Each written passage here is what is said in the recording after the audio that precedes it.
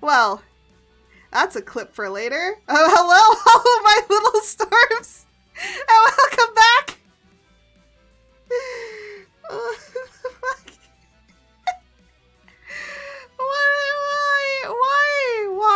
Why? We barely just started. I went and I grabbed myself a cup of coffee. That's why I hadn't started stream so quickly. Because I was just like, I need fuel. I need coffee. So I went and got some coffee. So we have oh my gosh, we have further goals to achieve now for if we go past the raised amount of 300. So actually I might increase it. It's okay. I think Dad can go a couple of 100 rounds daily. Well, with how the lore is going, I think he can. In lore, yes. IRL, I don't think that's possible. IRL, I think he'd be dead. Lore, however, I think he's fine. Right, Jose? I think you're fine. Technically, in lore, he's already dead, so it doesn't matter. The mightier the libido, the larger my army. Get busy. Oh my gosh. Yeah, this is apparently how we start stream. Anyways, you might be asking yourself, what the hell are we doing today? We are going to be continuing working on the VTuber dolls that I have promised people for a while, that needs to get done, that I haven't been doing. And for all of you that are not part of the live stream, but probably don't know, there are like, you know, you can throw stuff at me, and this particular redeem, if you want to be turned into a plushie, you will be added to the plushie attack. You'll be part of the VTuber plushies. I still haven't fixed this. I don't know what's wrong. We might test it live, but that's what we're doing. If we do finish the VTuber dolls today, by the way, I do have another art piece that we can work on afterwards, which is of some OCs of my own that are going to be within my lore comic that I'm making called The Art of Chaos. It will be coming out soon. I hope it'll be coming out.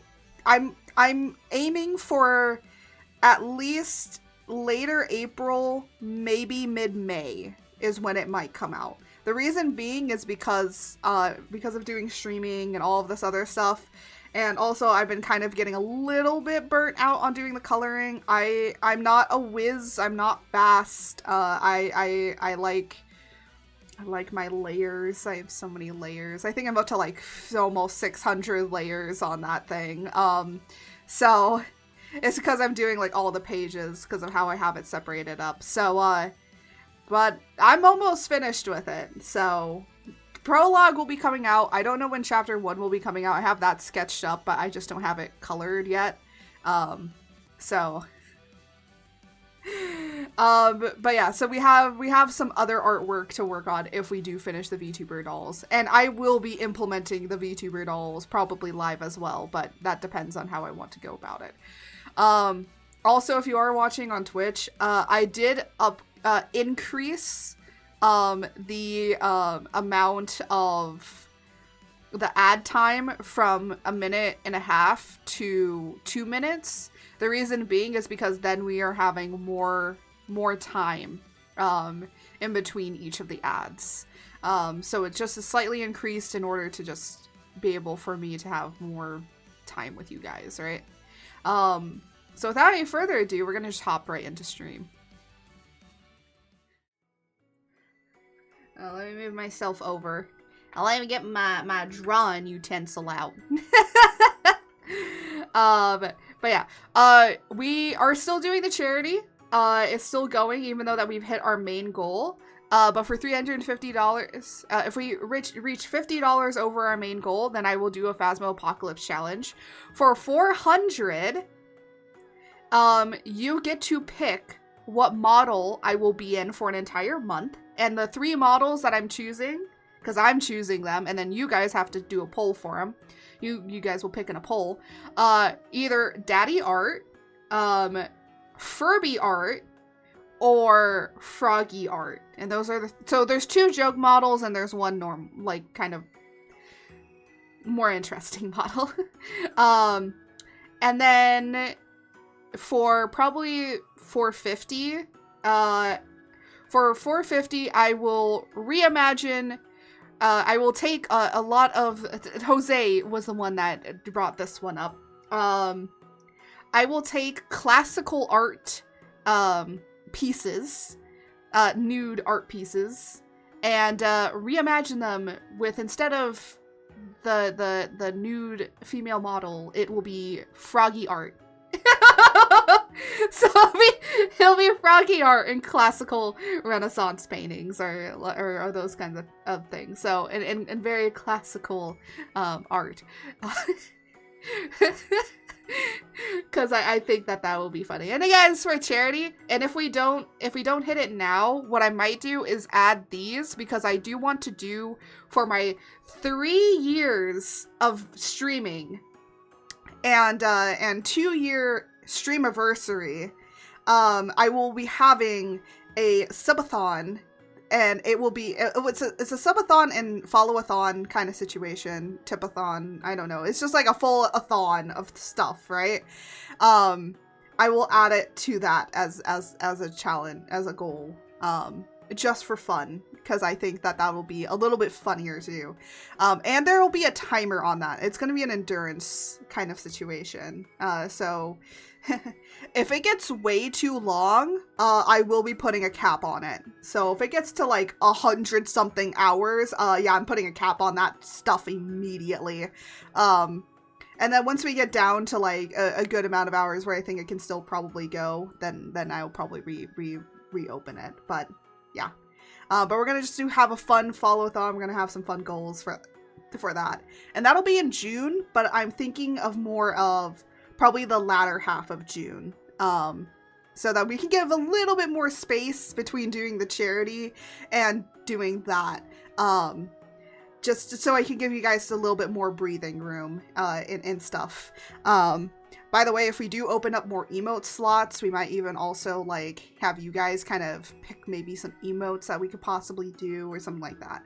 And again, at the end of the day, it's just have fun. Mainly, I'm just doing it as a follow-a-thon, just to like, let's get some more follows, let's have fun, let's grow the community a little bit and just have fun and chillax, right? That's my main thing. But yeah, there will be a timer for it. I am a little afraid of like how long we'll end up going, but if we end up going just a few days, that's all fine and dandy for me. And I don't know if when I'm gonna do it. But the thing is that I might be going on a vacation I am going to be going on vacation in the latter half of June, like for a week. I'll be gone, and I don't want to like start the subathon situation and then just like suddenly be gone like the next time, because I feel like that breaking it up in there is gonna not be nice. Like a 1 or 2 days, it's fine, but I'm gonna be gone for an entire week is the thing. Technically, my mom said that I could stream some of it from my vacation, but I'm like, if I'm on vacation, I kind of want to be separated from it and not really be focusing on it. Like, I want to take an actual vacation, right? So that's something my mom said, like, you know, you could do this, and I'm just like, yeah, Mom, I could, but then I'd be ruining my vacation a little bit. So I'm just like, nah, Mom, I'm not doing that. Thank you, though, but I don't want to do that. Anyways, I'm just gonna start kind of coloring and talking, because that's what I should do. We're going on vacation.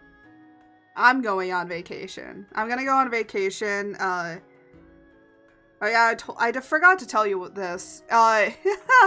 Remember when you said if I had that day off in June, Yeah, that's when it starts. But we're gonna be leaving the next day. So yeah. So I'll be gone for a while, and I'm not gonna say dates exactly. But yeah.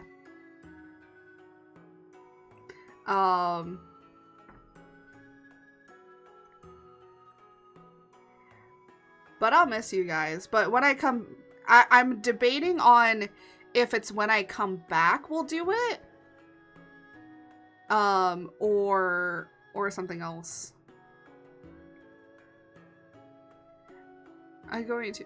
Well, you're gonna have to take the time off, sir. Actually, that's what my mom wanted to know, if you wanted to come with us. Because you can. It's just like, you just kind of need you're gonna just need the time off, though. You're gonna need to request that time off, sir.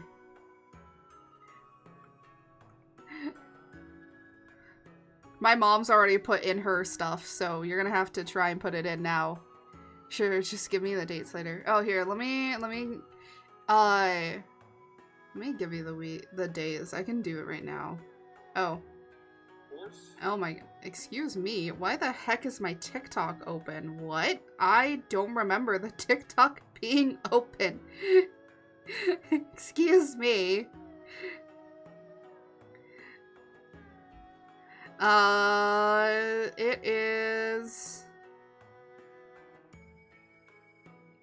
Yeah. To... Yeah. I just message you. I'm sending on private Discord.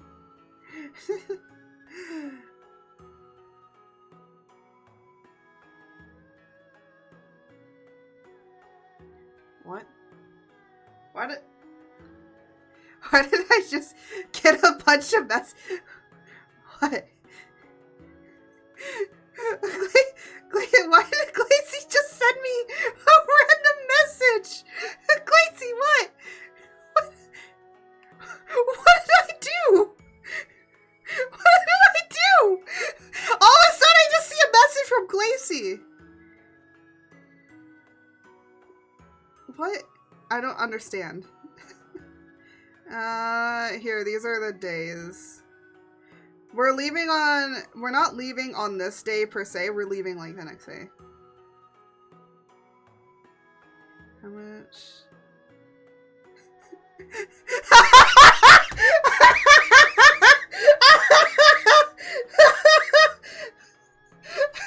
Hold on. Oh my gosh. I can't. I'm trying to do two things at once. Hello, Aries. Oh my gosh. Oh my gosh. Hold on. Let me do your thing. I think is to... Oh, no, it's... I almost put 39 for some reason. I'm like, wait, that's not a month. There, those are the dates. But we're leaving, we're not leaving on the first date. We're not leaving on that day. We're leaving on the next day.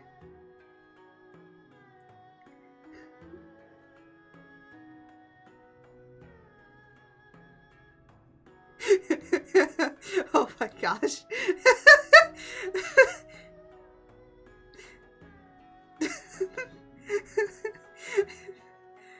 Oh my gosh. There's a...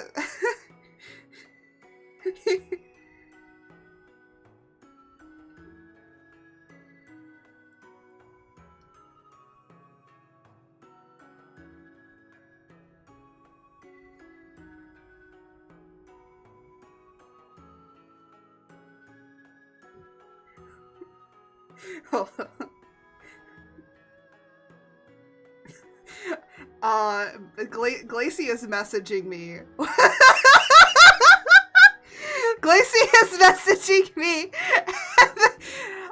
So for context of what he is messaging me about, I drew a funny sketch of him yesterday because he was live yesterday, and in it I was talking to him about how he lays eggs, right? Because of his lore, because he is a shark and a crab and all of that, and I'm like, well, sharks and crabs lay eggs, right? So, actually, you know what? Let me pull up Glacey's doll so you guys can all see. I will save. Let me save.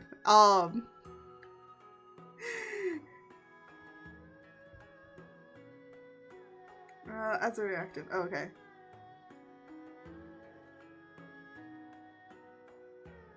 Sharks lay eggs? You don't know that sharks lay eggs? Yeah, sharks lay eggs. Sharks lay eggs. So some sharks lay eggs. Some sharks give birth, but technically they were eggs in the... Technically all things come from eggs. Technically all things come from eggs, okay? Because the placenta is technically an egg, but it just doesn't have an outer shell because a human is the shell. The person is the shell. And then when they give birth, it's like breaking, when the water breaks, that's like opening the egg. So technically everything does come from an egg.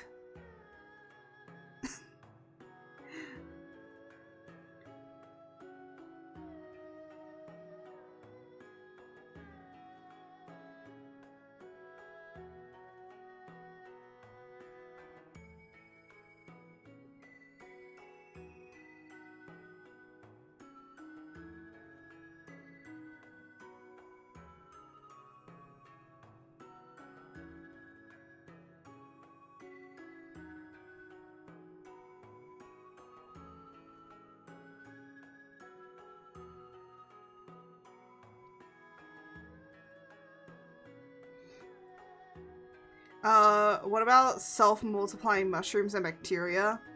Well, they technically come from eggs too. Because if you think about it, all right, here, let me draw you some. Sorry, Wolf, I'm using this for you. Think about it.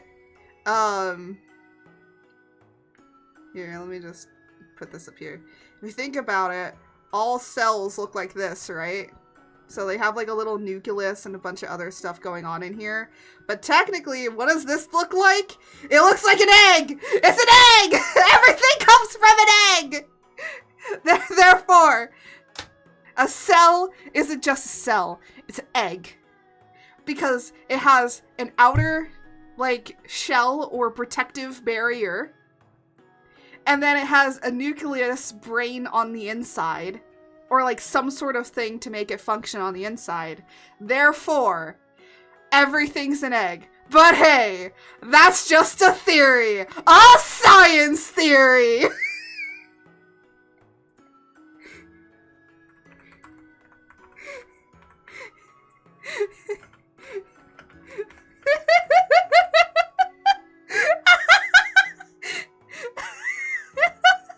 Oh my god.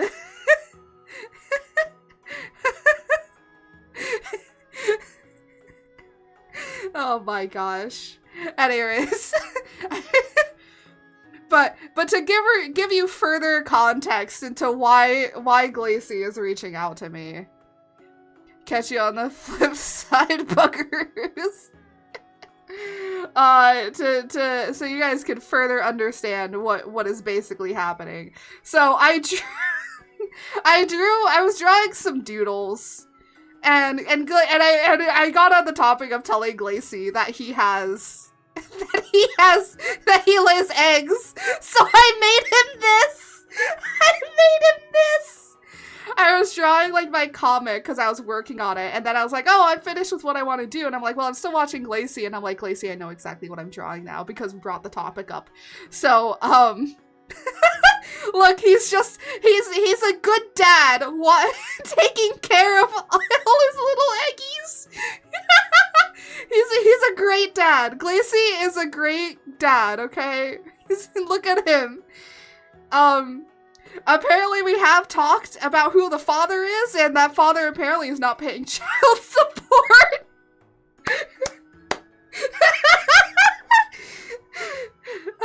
If you want to go see the stream, it was literally yesterday, so I would definitely look up here. Let me Let me, like, get his link so you guys can go and watch this stream of me just being a menace in his fucking chat. I am a menace in people's chat. That's a hard 60-hour shift to feed his family to 20 minutes of sleep with no help. Exactly. Oh my gosh. Let me get his. And then I just wanted to do a doodle of myself, and I just did a doodle of myself getting floor time. Having my floor time. That's a hard worker right there. Yeah, hard-working Glacy the pirate. He's a hard-working dad. He might be a pirate.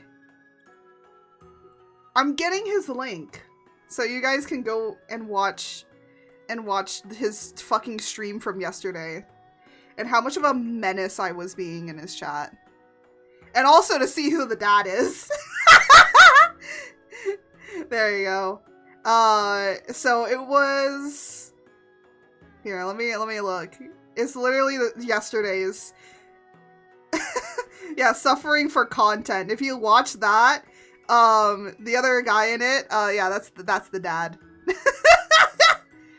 Oh, I misheard that. Don't worry. But yeah, so that go watch him. He's really funny. He's really great. But a lot of people are like, I've heard that Laura is pregnant, and Opie is not the father. Lord, do you have things to talk about? I will say maybe one day I'll just do a bunch of these like goofy sketches and stuff. Because I do wanna get. I heard, yeah, Ian getting it 4 times. Oh my gosh, no. I will say this much. I do want to draw like another little dumb sketch. Loving the sketches so far. I drew this yesterday. And then today I drew this morning. Here, let me open it. No. Where the fuck is it? There you go. Art's on the floor. I did this today. I was just like, I've been seeing this go around a lot with the meme. And so I'm just like, yes. I'm gonna be honest, I kind of want to put this on a shirt and just saying floor time. It's Art's floor time. It's floor time.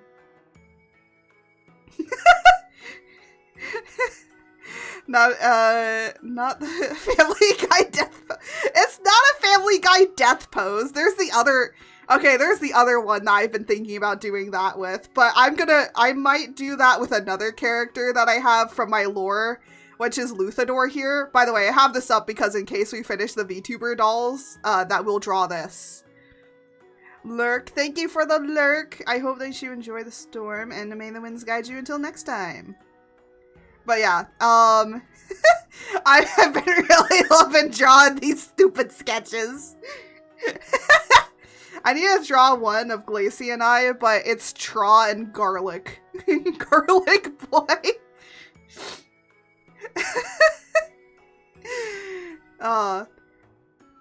But this is inspired by the sad cat, where it's just like falling down on the ground and it's just like on the floor. But I kind of want to now make this a shirt.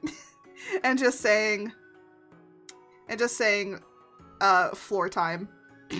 It's floor time. I feel like so many people will be like, what the heck is this shirt, or what the hell is this sticker? Because I might make it into that. Sometimes I'm drawing funny sketches. They might turn into merch every once in a while. But I will never say when or how. But yeah, for those that don't know, I do have merch available, and I do have some funny stuff, but I also have some more serious stuff as well. So it just depends on what kind of mood you're in.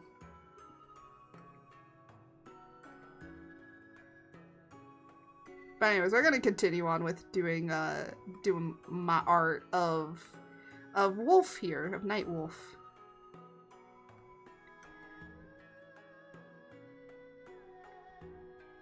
Because I want to get these dolls done.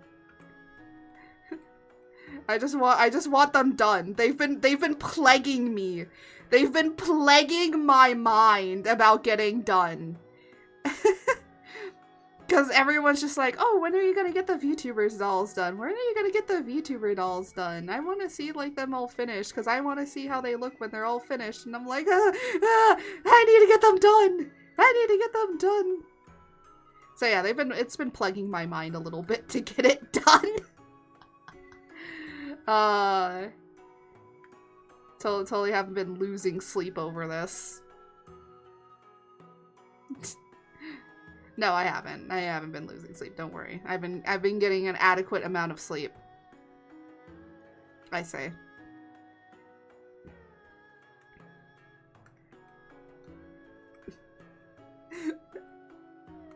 Okay, maybe I haven't been sleeping well recently.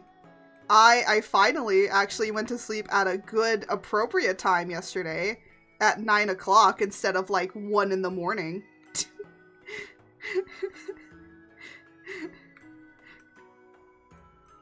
So, I'm getting better. I'm getting better at my sleep schedule.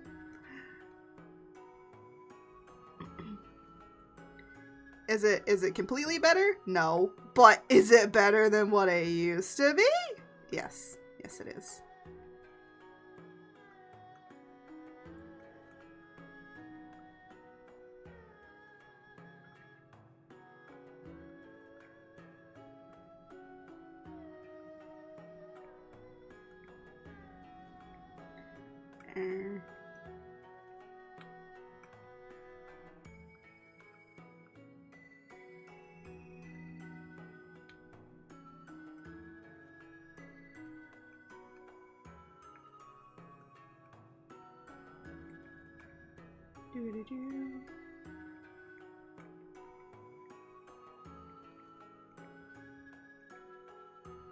By the way, I did do all the color for all of these, so all the color is already done. It's just like us going back in and rendering all of it.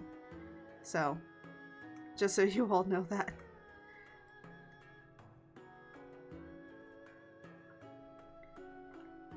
Because I was just like, it's gonna take me way too long to do all of the coloring and adding everything that needs to get added. So I'm just like, well, let's just, you know, do all the color, and then I'll just come back in on stream and just render it all for everybody to see.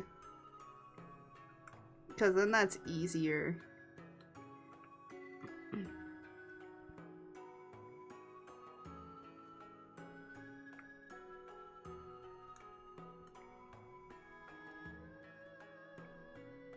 No. Probably gonna need to do this for the hair.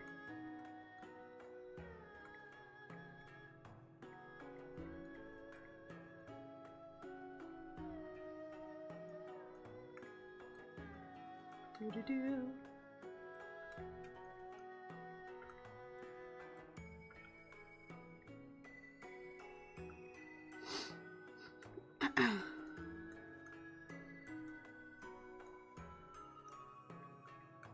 Do-do-do-do-do.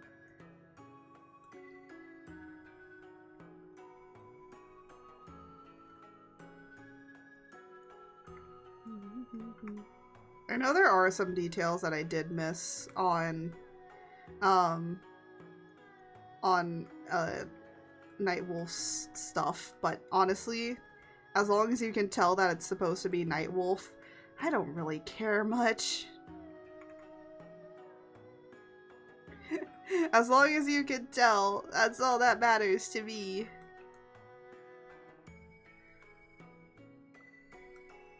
Because honestly, that's all that sometimes really matters. Especially when like making like plush dolls. A lot of people want to add, or like I think sometimes when they're kind of designing plushes, and I think this goes for mascots as well, if you ever are thinking about making a mascot design, keep it simple so that people that don't really or can't really draw very well can still make it, you know? And the other thing is, sometimes simplistic designs are better.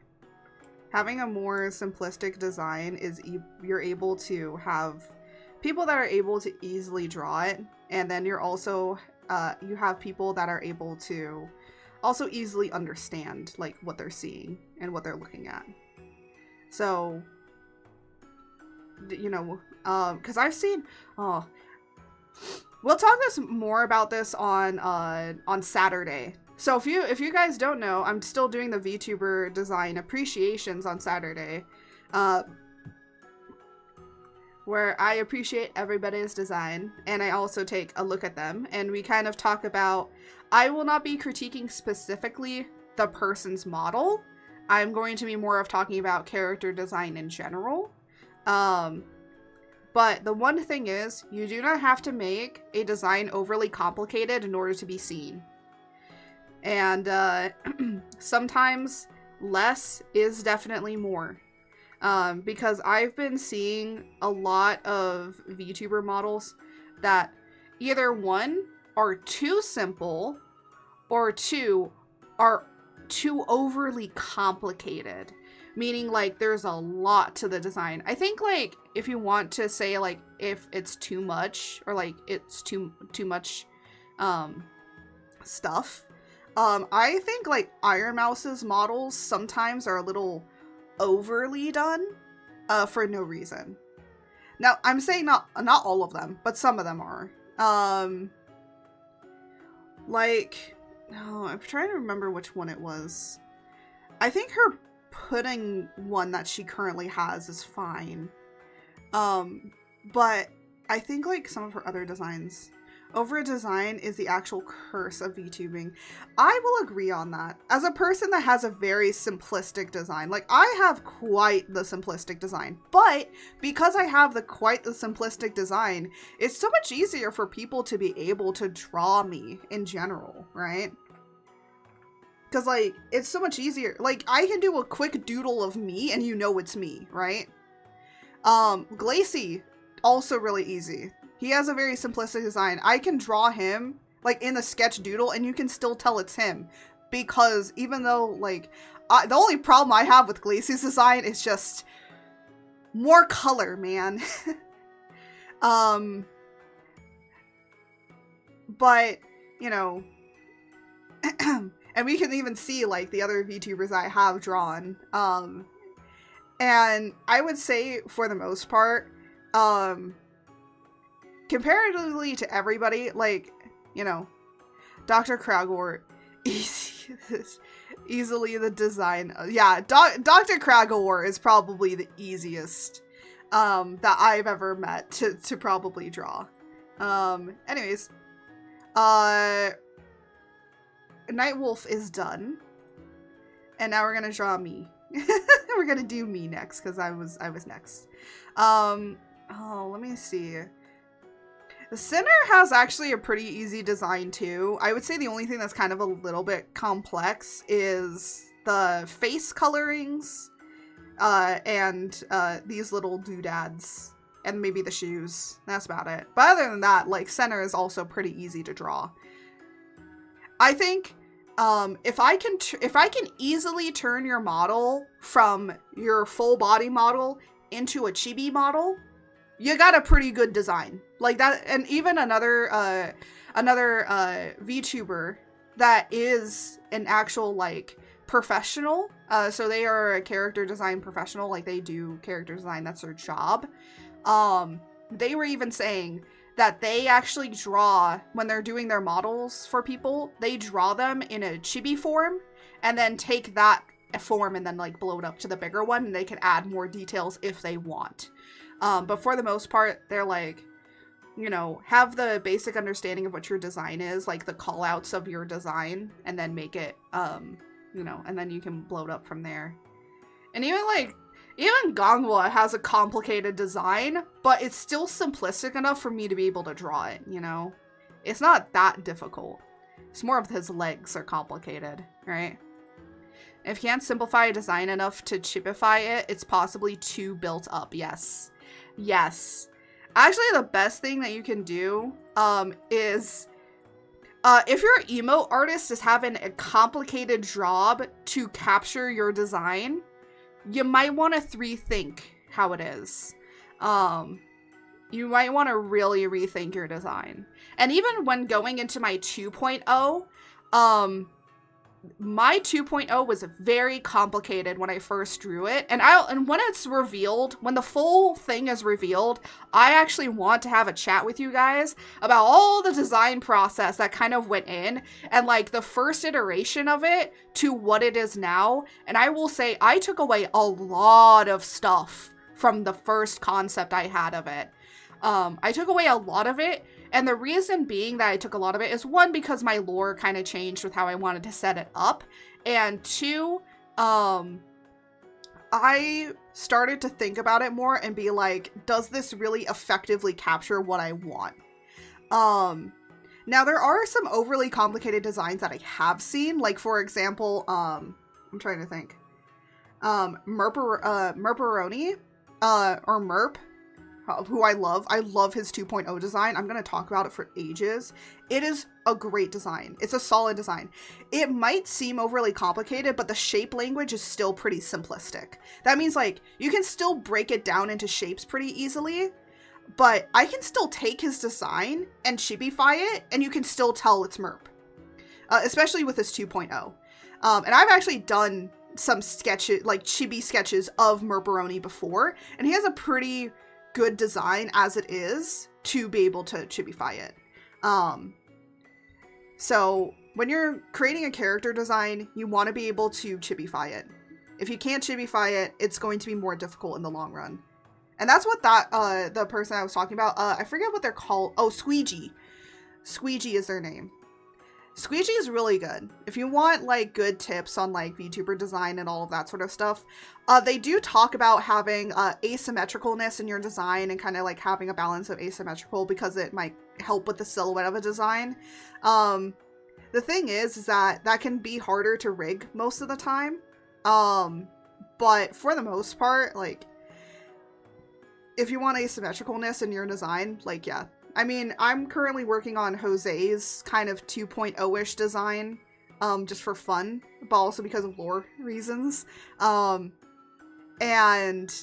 he has some asymmetricalness to his design, which I find that it's going to be a little bit funner to do. And we're just kind of like putting around brainstorming, so there's nothing like big happening right now. But yeah. It's fun. It's fun to kind of like just put certain things like that in there, and just bounce things off of each other, you know. But definitely, if you're thinking about doing VTubing, and getting into VTubing, one thing that I will say about your design, and when you're thinking about a concept, make sure it's a concept that you like a theme and concept that you really enjoy, that you really like. Because the thing is, you're going to be staring at it, right? You're going to be staring at it for, like, who knows how long. Because you're going to, you know, you want to make sure that what theming that you're going to go with is going to be really cool and something that you'll be happy and comfortable with looking at for a really long time. And I don't mean, like, does the model look good? What I'm saying is, like, are you comfortable with the design, like, the theming that you're going for?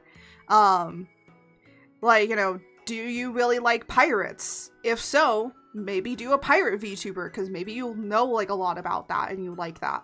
I like rain and storms and, like, looking at the weather, and I love taking pictures of nature. I like forces of nature, so I like that kind of thing. So that's why I went down the storm deity kind of route, because I like that.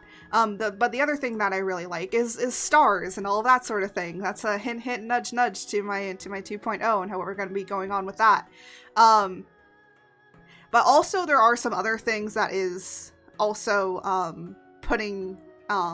that I'm putting in as well, which is I love horror concepts, and I like gothic horror. I like darker things like that. So that did influence the design a little bit. And there's a few other things that I'll talk about when I've revealed the 2.0. So that then we can go into kind of the design, the breakdown, why I wanted to do it this way. And it's just like, I feel much more comfortably in line with what I like and what I enjoy. Not to say that I don't like this stuff and what I've already created, but it's like that one is going to go further into just some other stuff that I like as well. And I think like with live 2D and models and rigs that you can create, like it's a way of expression, and it's a different way of me expressing what I like and enjoy. They might be like, oh, what about the Furby model? She likes stars? Oh boy, chat, I bet Model 2.0 is going to be a real-time updating astronomical map of the southern hemisphere. Oh, if I could do that, I would. I would. But that might be a little difficult in Live 2D to accomplish. But the funny thing is, I actually wanted to go the star galaxy route at the beginning. And then I abandoned it because I liked storms and stuff like that. And now I'm going back to it. I know that there's a lot of storm and there's a lot of like galaxy themed like people out there. But the thing is that I'm not extremely galaxy themed, nor am I really an alien, even though I am technically an alien in my lore. But the way it's going is very different, because I'm going more of almost to eldritch horror. That might give you a little bit more hints that I wanted to show you, but yeah. I also just realized something. For some reason, I forgot to fill in my little doodads here. Oh. Let me just do that. For some reason, I forgot to fill those in. Oh wait, she likes storms and stars. Clearly she's going to be an astronomer wearing a raincoat, who is mad about the overcast weather. Yeah. Oh my god! Yes. Yes. Yeah, totally. You hit it right on the nose, Lore. That is my 2.0. Damn. Now I have to reveal it because now Lore hit it on the head.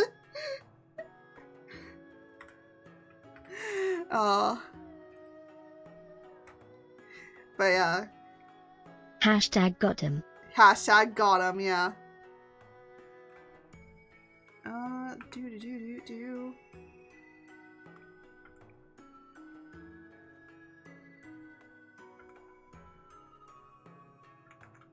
The great thing about my design, I will say, as much as I do like asymmetricalness on a lot of VTuber designs,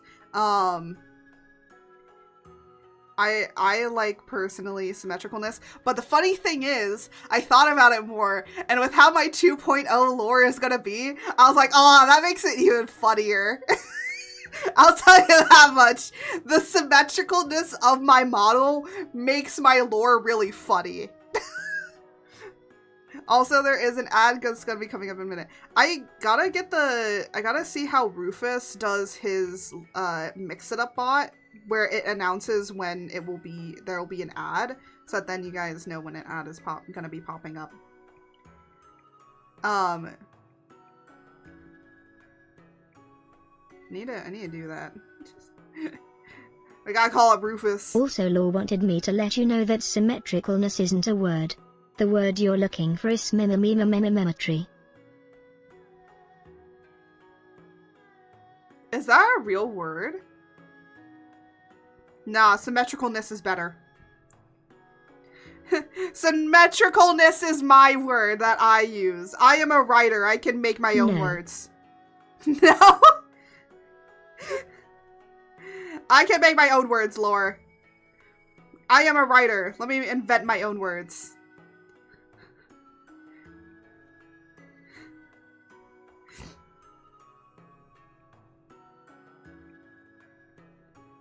Actually, the funny thing is I actually do have to invent some words for my lore. Oh, would you guys like a trivia thing of my lore, of a word that's in the lore that literally is, it's a way of saying love without saying love. It's like an extreme, it's basically how, like, saying love 1,000 times in one go. It's used very rarely and only in extreme circumstances. So when you hear somebody say it over and over again to their, like, loved one or partner, it's like, oh, I guess they really are in love. And there goes the ad. Wait, a 2 and 30 seconds? I thought I made it 2 minutes. Well, Since everyone in this community is a raging weeb, the word is probably daisuki. No. Funny enough, no, it's not. But the ads are happening, so I guess you don't hear the word.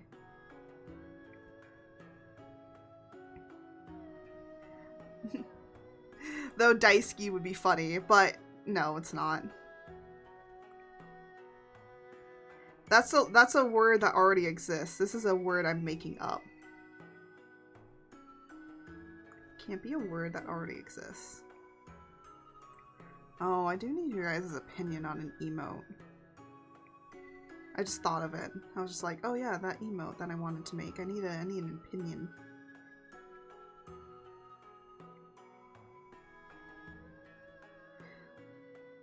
Yeah,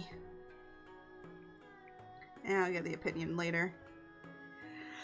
I don't know why I cough like that. Why do I cough like that? Why am I so weird? Why do I cough in so weird ways? I cough in ways that people think I'm actually sneezing, but I'm not sneezing, I'm coughing.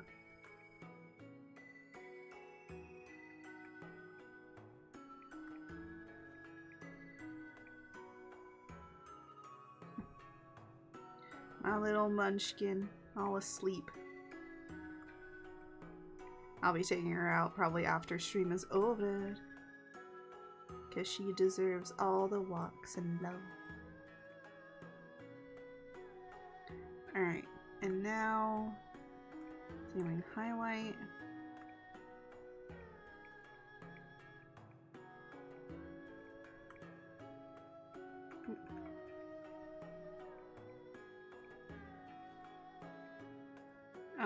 You got 18 more seconds on them ads.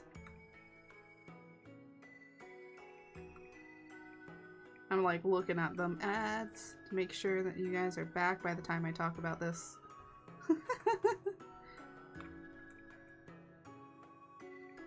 Hello, welcome back from the ads, everybody. I thought it was 2 minutes. Apparently it's 2.5 minutes. I'm sorry. I hope you guys got some weird and interesting ads because that's how it should be. That's how the force of chaos should be. But as I was saying, the the word that I have to make up for my lore, because there's actually a few. So the thing is, I have to write this down because I might mistranslate this or like have. But basically, the entirety of the comic is basically in a different language being translated into English. Air honored epidentics on an airplane. What?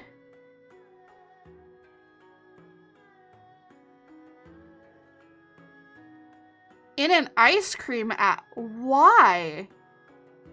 Okay, that's a new thing. Well, commercials are weird. Commercials are apparently weird. But at least you're back in the non-weird ads stuff. But anyways, there's like a few words that are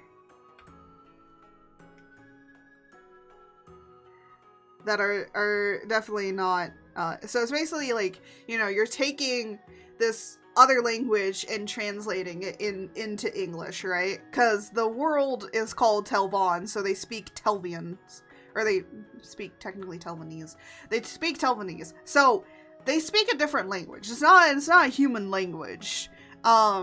So you're dealing with that language, and there are some words that are not going to be translated correctly. For example, some names of plants are going to be translated into English because it's like this is like the equivalent of what they would be on Earth. Like for example, like if you see a flower that looks like a rose, it's gonna just be translated into rose because that's kind of about the equivalent of what it is. But the plant itself is not called rose, probably. It's just like, that's kind of like closest that we can get to it.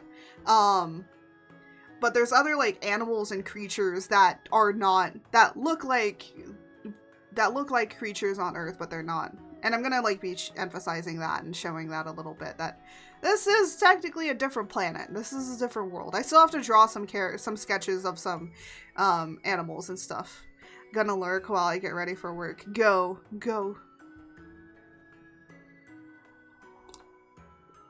Be free and get ready.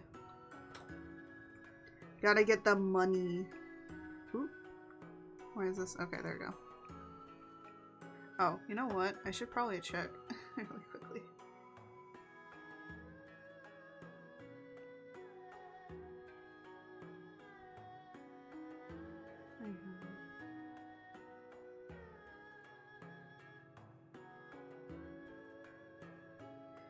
Oh, let me see.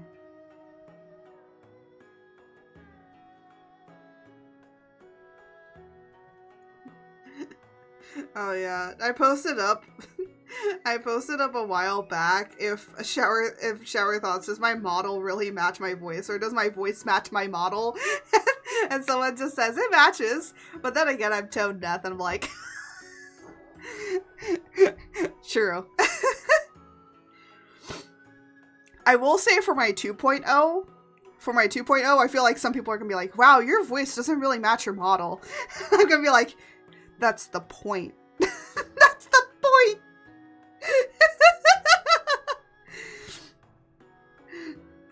Actually, that one is the point of it. It's the point to not match. Anyways, finally, I'm breezing through these. We're going to center now. Hooray. This is somebody I've been trying to get done for a while because I was like, I need to get this done.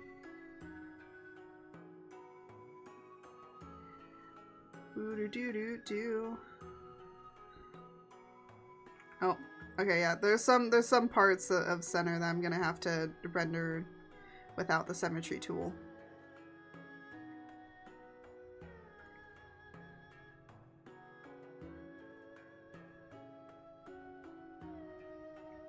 But I'm gonna be honest, I really liked doing all of these. I think it's really cute, and that's why I made it a redeem on my stream, so that then you guys can also become little plushies that can be thrown at me.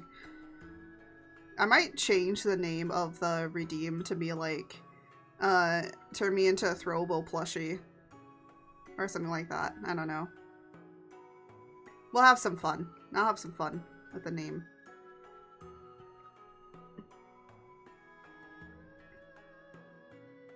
And now that I can render this.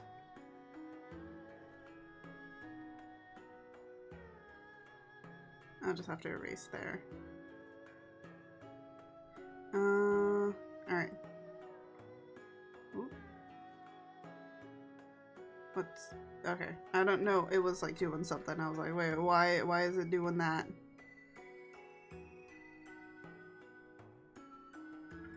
Well, I'm gonna be honest, I love how centers, I face, like, the tattoos? I don't know if they're tattoos or not. I keep forgetting to ask them! Yeah! I keep forgetting to ask them what they are. I think they're tattoos, but I had a lot of fun really kind of going back in here and kind of getting them done a little bit better. Because I do want to make sure that they look correct. That's how it should be. Oh, alright. I think now it's time to do this.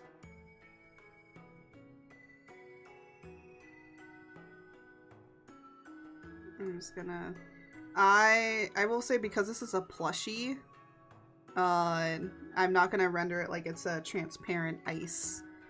I probably would if I was making like a bigger thing. But because we're not really doing that, we're just gonna leave it as is.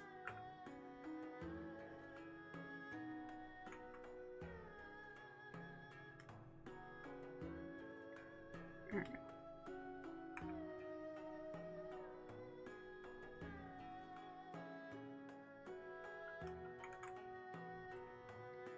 But anyways, in other news, Hades 2. Oh my goodness. I watched some of that early, the test.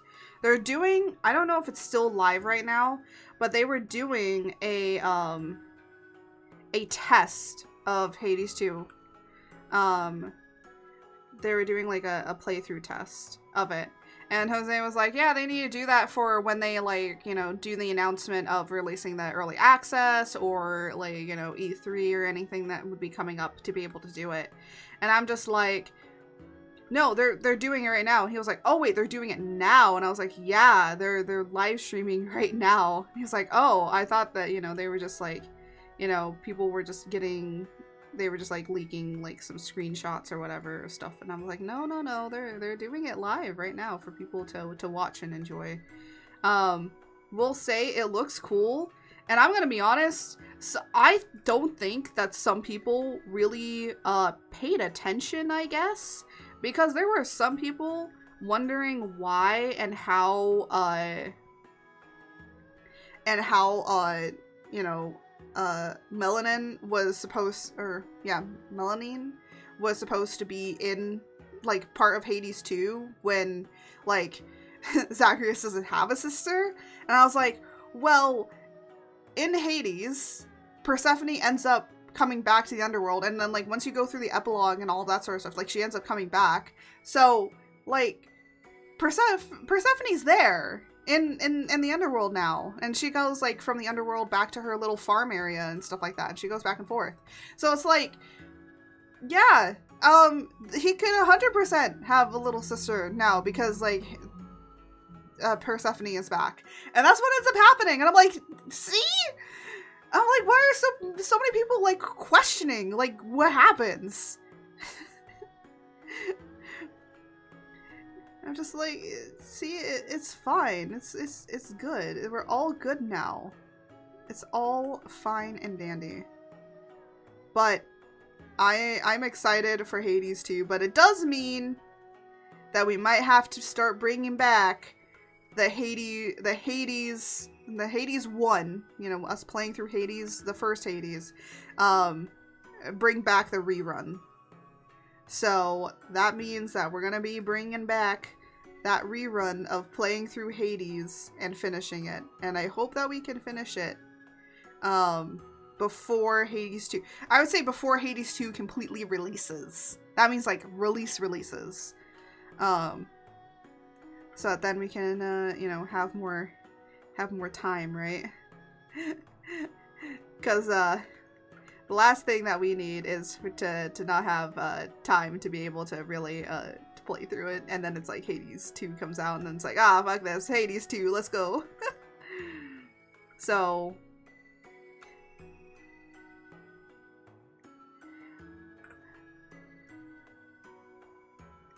that's what I'm basically gonna employ it on. I might have to redo this as a different color.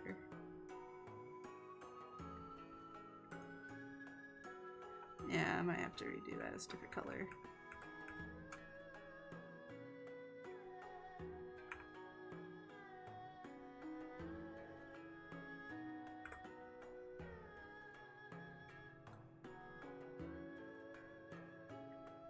There we go.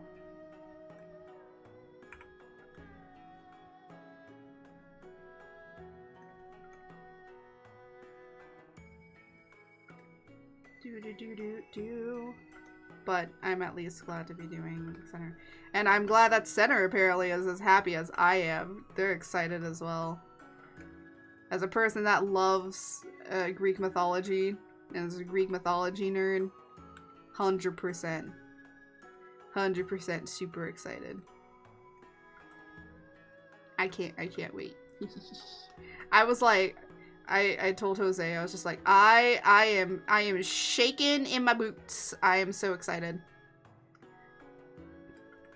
And he knows when I am like shaken, it means that it's gonna be good.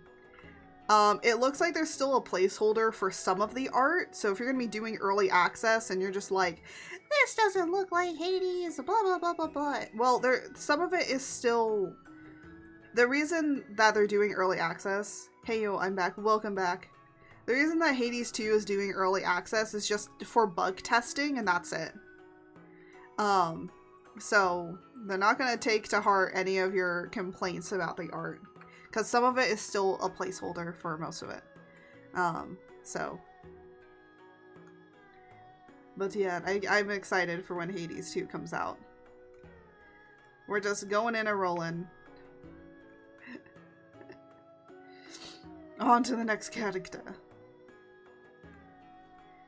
Who was complaining? It's not that people were complaining, but I know for a fact that there are gonna be some people that are gonna be in the Hades 2 like early access and be complaining that some of the art or some of the things is not completed. And it's like, yeah, because it's early access. It's not finished yet.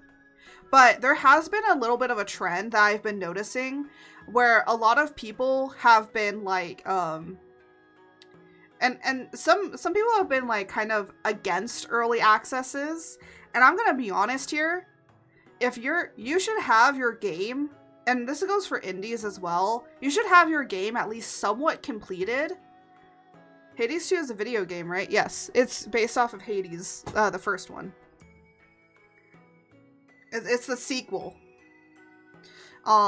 Which is the first ever sequel that this game company is ever doing. They are an indie company, so they're a smaller company. I would say that they're a smaller company. I wouldn't say, well, you know, smaller company is indie company. It's really good. We're gonna be playing through the rerun of it again, which is like, I've basically completed a big amount of it. The only thing that I haven't been able to get past is, no, I did get past Hades. Cage to the George. I need to make this cage smaller. It's too big for this George. But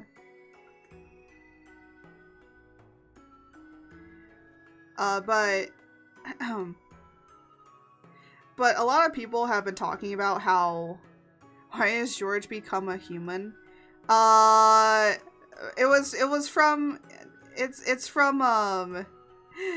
It's because I did a prank on April Fools where I became Art Le Frog. Thank you for the posture check. I became Art Le Frog, and George became George Creates. We got to a goal where I would be George Le Frog, and George would be George Creates for a while.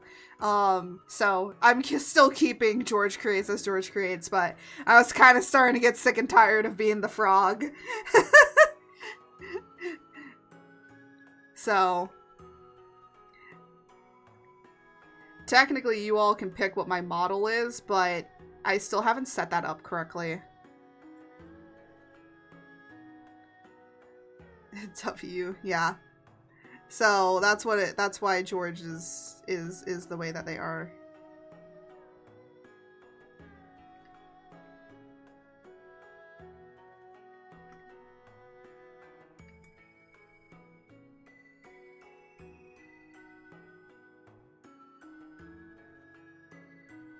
It's also just kind of fun.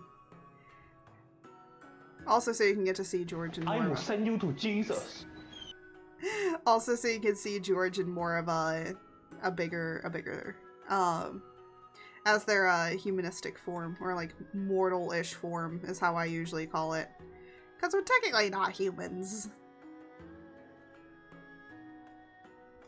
Anyways, we're now working on Gongwa, my good friend.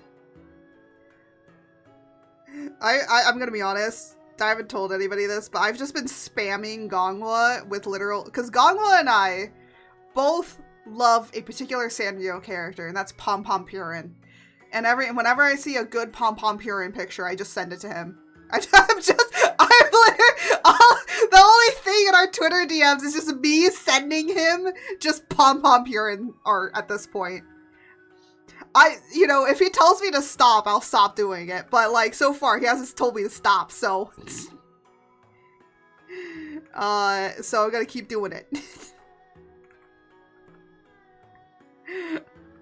Lol, yeah.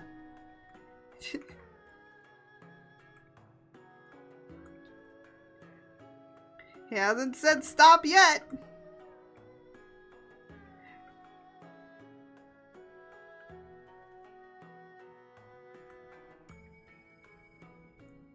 So, but it's fun that, you know, even though I don't really completely interact with him a lot, it's just sometimes fun to just kind of make those smaller kind of situations, because then, you know, I don't know, who knows, maybe maybe down the line Gongwa will be like, hey, you want to do a collab or something? And it's like, yeah, sure. So it's just like a kind of fun little thing. I will say, if Sanrio comes out with a game of Pom Pom Purin and it's like has multiplayer, oh shit, I'm calling up Gongwa. No shot. Gotta call him up. But he is, so for those that don't know who Gongwa is, Gongwa is a alligator VTuber. Very, very cool. I remember we were talking about, like, VTuber designs a while back, and I think that his design is pretty freaking solid. It's pretty solid design. It's a gator. You can't go wrong with a gator boy. And the funny thing is, I love his going live message. His going live message is, he was a gator boy, so he said, see you later, boy. And I'm like, oh my god. Yes, it's referencing Skater Boy. If you, that's an old. I don't know if it's old. Is that old? Does that make me old? Does that song make me old? Is that song old now? Am I not hip with the Oh my gosh. I don't know what I'm saying anymore. All I know is that I'm just making a gator guy. That's it. To making a plush of Legator Boy.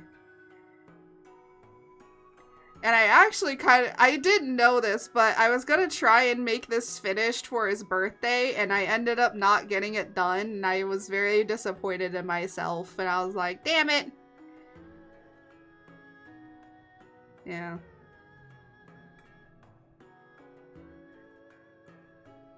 Actually, on that note of making fan art and stuff for people, I want to discuss something that I think needs to kind of be discussed a little bit, especially considering that I'm doing these.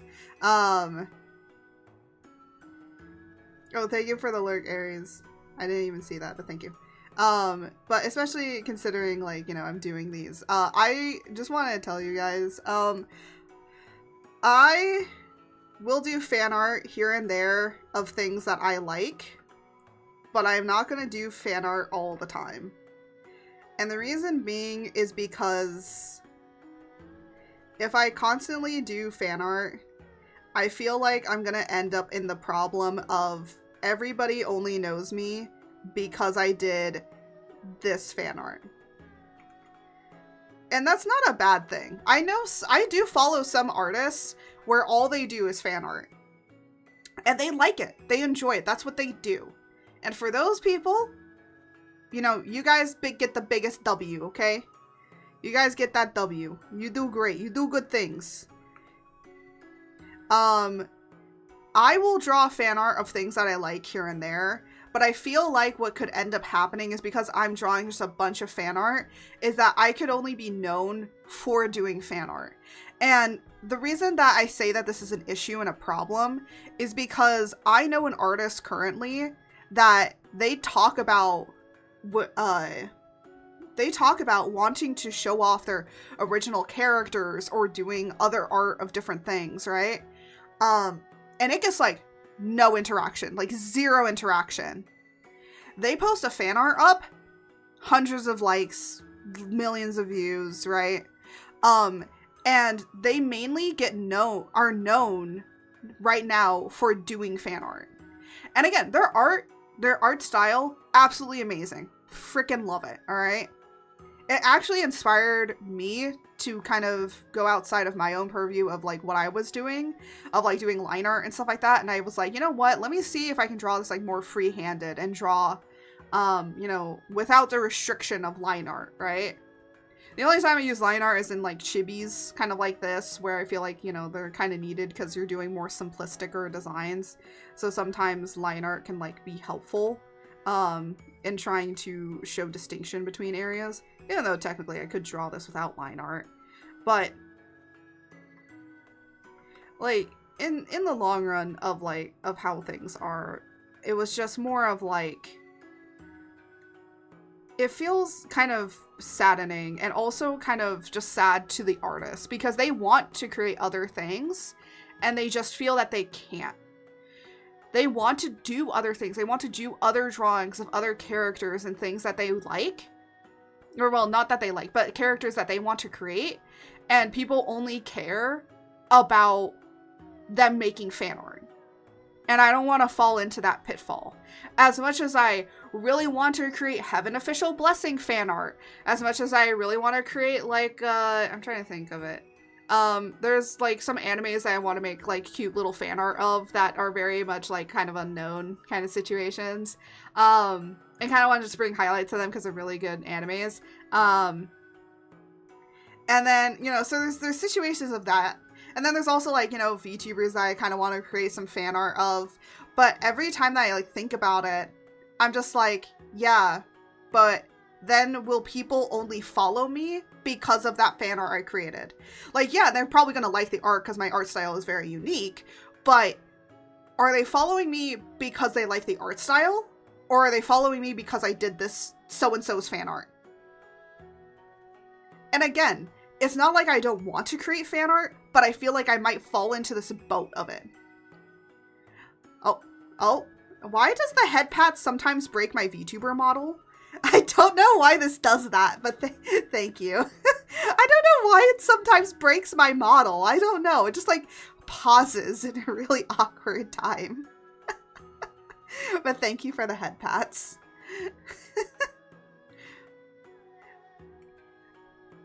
Yeah. Again, you know, there are some fan artists out there. There's some artists out there that love drawing particular fan art and they just go all in for it. And for those that do, like, more power to you. But me personally, I want to create the art that I want to. And, you know, like this VTuber doll situation is like, well, these are all my friends. These are all people that I've gotten to know. These are all people that I find really interesting. And these are like more of people that I have a sort of like kind of relation with. Like I have some sort of like bridge with you guys, right? So that's why I'm kind of doing it. It's like, these are people that I know. And then, you know, and then, you know, there's the Doki Furb one that I made, but I just made that as a funny joke because I thought it was hilarious to do, of just turning VTubers into Furbies. And then, you know, me doing, like, my doodle art, right? And just, like, sketching, like, random things about different VTubers. Like, that's funny, too. Like, you know, everyone does funny doodle art. But at the end of the day, it's like, I don't want people to follow me on Twitter or all of this sort of stuff just because, oh, they recognize me from doing this so-and-so fan art. Because then it's like, at the end of the day, it feels like all of my other projects nobody cares about. It feels like anything else I want to do or create, like, nobody will give a shit about. Because it's like, oh, well, it's not the fan art. It's still your art. Your art's really cool. But it's not the fan art that I want. And then the other thing is that you could end up in a situation where people might beg you to make certain fan art. And I just don't want to do that. I don't want to be forced in a position where where people are just like, oh, you should create like this fan art of like this so-and-so. And, the person I'm talking about that fell into the trap of basically being a fan artist, even though that they are an artist and they want to do other things besides the fan art, they have been asked, this was early on, I don't know if this is how it is now, but they were asked to make art of like, because they were doing art of different VTuber companies, and they were asked by people to like, oh, when are you gonna draw like fan art of this VTuber company? When are you gonna do it of this wave? When are you gonna do it of that wave? And he was like, guys, there's so many VTubers out there that are part of companies that's like, you know, it's going to be really difficult for me to get to all of them. And he was even saying like, you know, some of them I don't want to draw because like I don't, you know, I need to have more of an understanding. Like I need to watch some of their streams and stuff like that. And so it's like, it's sad. It's kind of a sad existence in a way because it's like they feel like they can't draw what they want anymore. Not to say that their fan art that they create is also what they want. They like drawing their fan art as well. I know, I can see that. I can see that they enjoy it. But it's also like they want to create other things and they feel that they can't. And I don't want to fall into that situation. And again, some artists want to do that. It's great. It's great if you want to do it. But some artists just don't want that. And I'm an artist that doesn't. Because I'm out here creating my own OCs, my own characters. I'm making a comic, a story with these characters and stuff. I want a fangirl over my own characters, okay? I want to simp for my own characters I create. I want you guys to simp over them. Like for example, hold on, let me make sure. No. There we go. Like I want to. I've been getting back into drawing these two characters from my lore. Early people of the channel will recognize this guy in red over here. This is Luthador. I've redesigned him a little bit more, and he looks way more like how I actually wanted to imagine him. And then we have his husband over here, Axe, and I've been like really getting into drawing these two a lot more because I really like I I fangirl over their relationship, okay? It's a good one.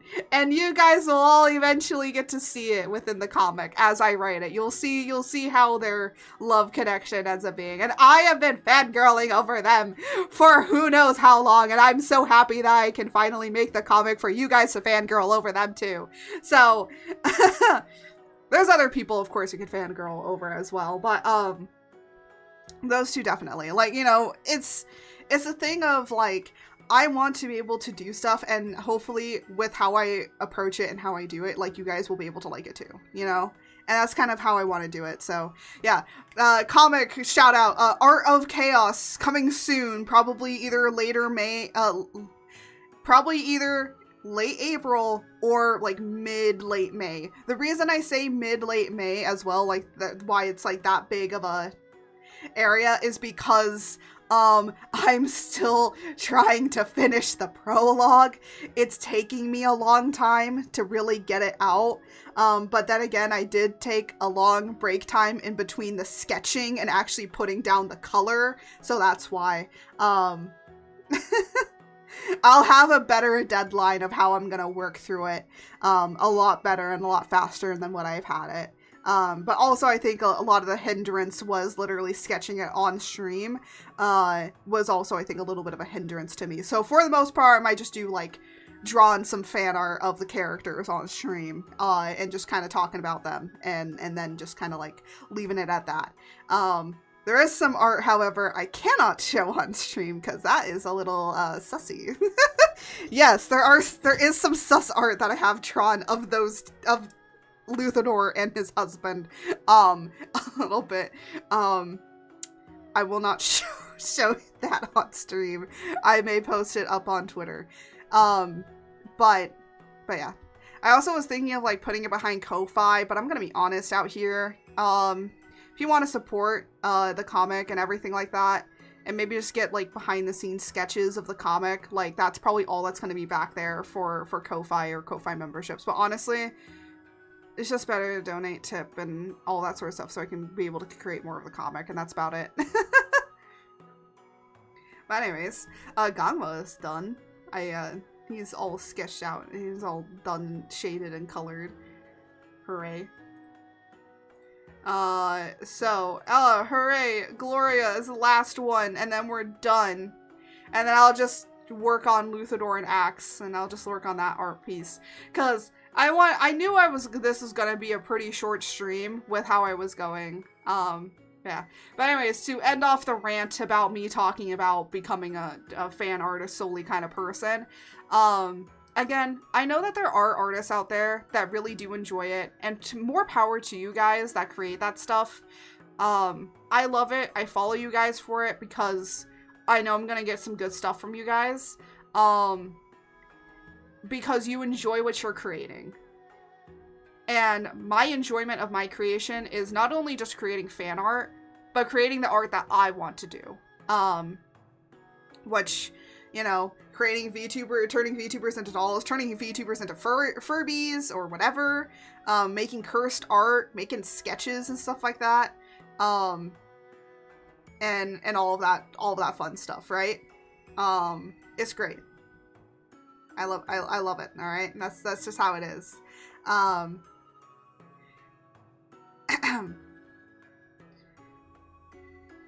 gonna like stretch my back out a little bit.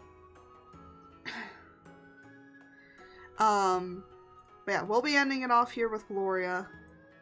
Gloria is very asymmetrical in design, so we're gonna just like not even bother with symmetricalness.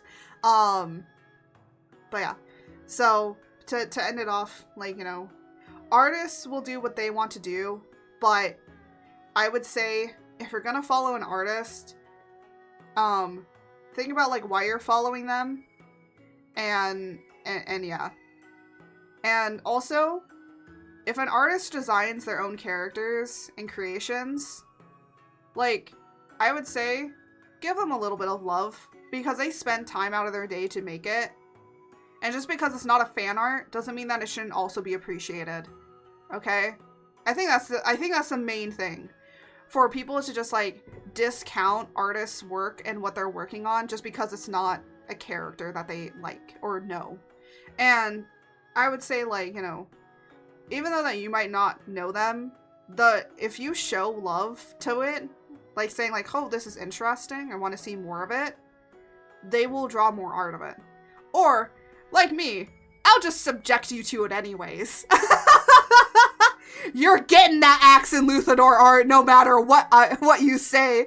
Even if you dislike it, you're fucking getting it. I'm shoving it down your throat.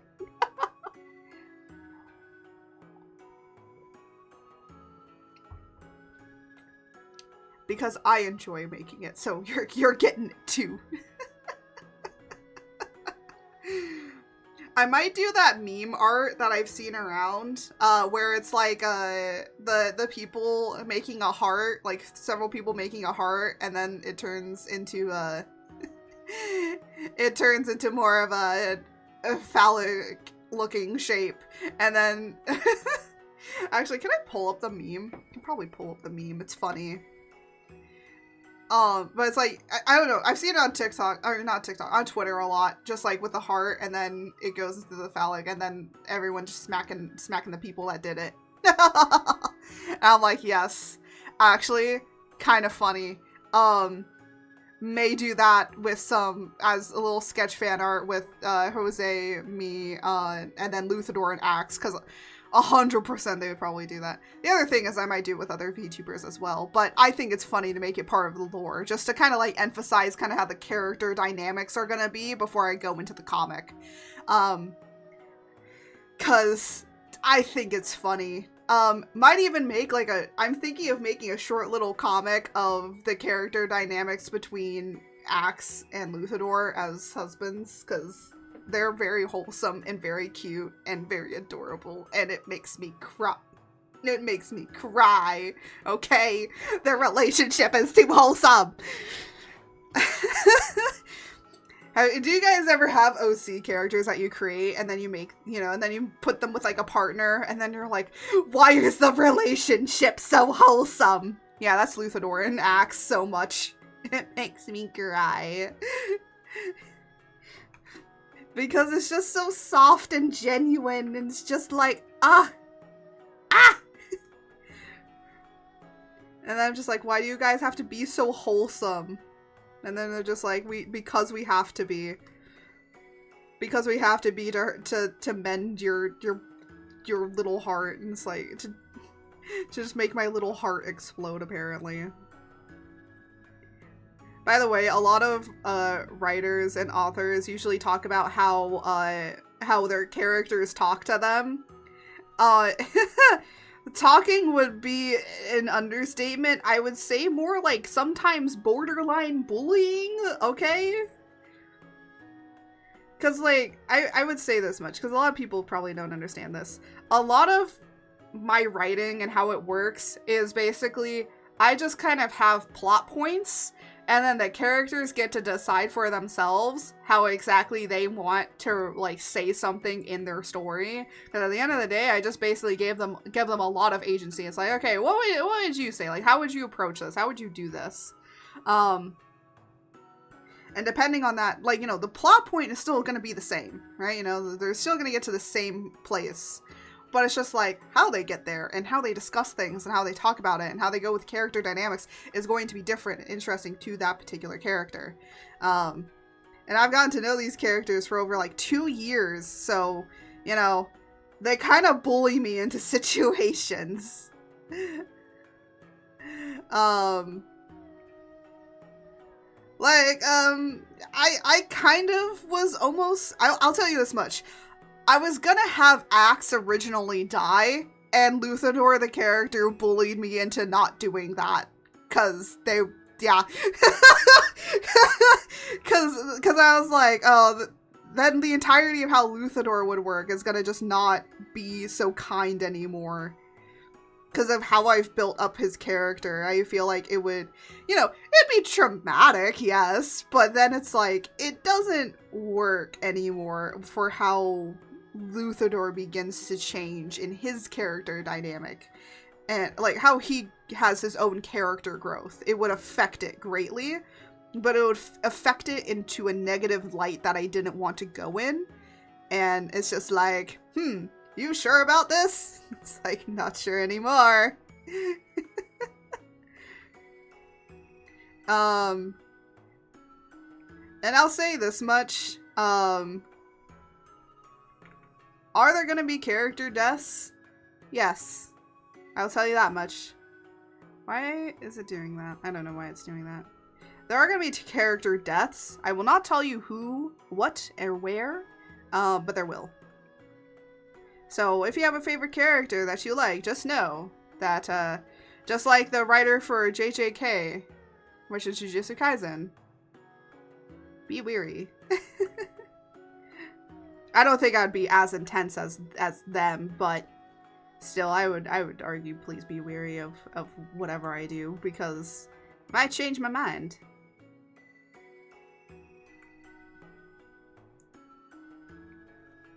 Honestly, character deaths I think are really great, but if you don't put a whole lot of emphasis and impact on them, that death could end up being a hindrance to your writing. So you have to be careful of how you want to approach a character's death. I would say if you're going to do character deaths within any of your writing, really make sure that you emphasize it. And I mean, I don't mean like make it a really big, powerful, like, you know, bloody, gory scene. I mean, emphasize it in the way of how does it affect the character dynamics with that character now gone? Like, how does everyone react? How do other characters react to each other now that that character is gone? And that's what makes a character death more impactful, is because if you look at how people normally act when a person dies, is that they will still have conversations and think about that person, right? And you can have that in your writing, and definitely emphasize that, because if you just kill off a character and then everybody like walks away like as if nothing happened, yeah, that's not gonna be like really a fun experience in the long run, right? So, and also that's just not how people react. It feels very unnatural, unless they're like a race that doesn't really, that knows that like, unless you're like dealing with people that like, that's kind of how the culture is, then it's like, that's kind of different. Like how they react is gonna be different. And even with how I've made my lore, like the idea of death is like, this isn't the final thing, but it still will affect the characters because that person is no longer here. And yeah, but there's a lot of things that I've built for the lore in particular. And you know, when thinking and creating lore, as a person that's actually taken a few classes on anthropology, because I think that anthropology is really cool. And if you're a world builder, I highly recommend, if you are a writer and you're trying to learn cultures and worlds, I highly recommend that you take some courses in anthropology, because it is so helpful to learn how cultures and worlds and people are in general, because it really helped a lot. And the reason that it helped is because in world building, if you want to make it feel like a real world, there are 4 things within every culture that has been identified. And the thing is, this works for any other, like, world building whatsoever. So first off, there are different, like, things of how they celebrate the stages of life. But this is also universal within all cultures. All cultures have a celebration of birth, right? All cultures celebrate, like, the beginning of life. All cultures celebrate going from childhood to adulthood. All cultures celebrate, like marriage, some form of marriage, some sort of like, you know, thing after you become an adult. And then lastly is death, ceremonies of death. Those are the 4 biggest things. The other thing is language and food and clothes and architecture tell a lot about the people.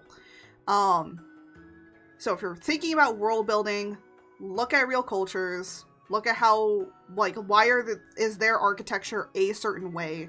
Why do they do it this way? And then it will influence how you look at how their language is, and how also they view the world. Because language, clothes, food, and architecture is a way of how they are showing how a community views their world.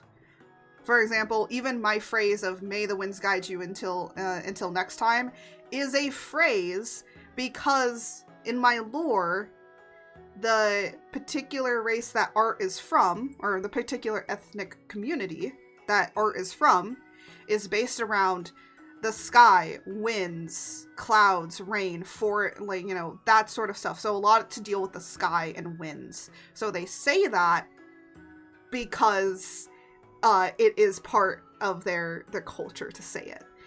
It is a phrase of saying, like, you know, see you next time, you know? So yeah, there's a lot of things that I've been going into this, and I've had like over probably 2 years of literally really diving into it and exploring what I wanted the lore to be and how it would be built and how and why would some people say this? Why would other people say this? And it's even gonna go into other things of just, you know, not only just food and language, but also like, you know, animals, creatures, and a bunch of other things. Even art has its own meaning within the lore. So, and technically it's emphasized differently than how, you know, English would be emphasizing it. But a lot of the language is based off of mostly how you emphasize certain parts of the word. Hi, puppers. So yeah. But again, lot of thinking. Lot of thinking of how this is what is going into the lore. And some people might be like, that's a lot. You don't need to like think that much about the lore. But I think like for the most part, I took my lore and made it into like a story that I want to tell. And that's why it's like, I don't like calling it just my lore, but it's just a story and tale that I want to write about. And that's the difference. It's not just lore anymore. It's something more. What? Oh, is your blanket all over the... Okay, come here. Move your blanket. There you go. There you got the blanket back. Oh, were you outside? Oh, you're all nice and toasty. Were you outside in the sun? Did you get some sunshine? My little doggy came back and she's like all nice and toasty and warm.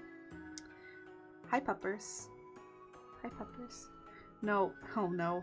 I gave her pets and now she's like demanding pets. That's what she does. She was just like, I want pets now. You gave me affection. I want more affection. That's how she is. All the time. Just, I wish for more affection, man. Well, I can't give you affection all the time.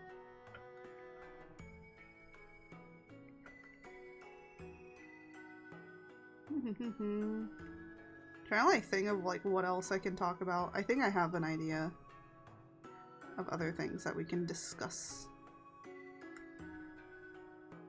Because I did my rant on certain stuff. Now it's like I gotta do some other ranting. I gotta rant.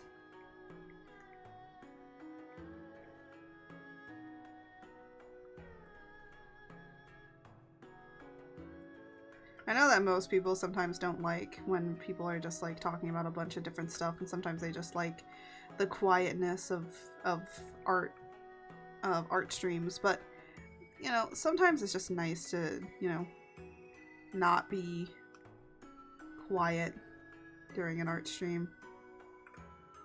And then you get to hear so many fun, interesting things that I get to talk about. Oh, is it saving? Yeah, it is. When it doesn't like, when there's certain things that don't work, I know it's saving.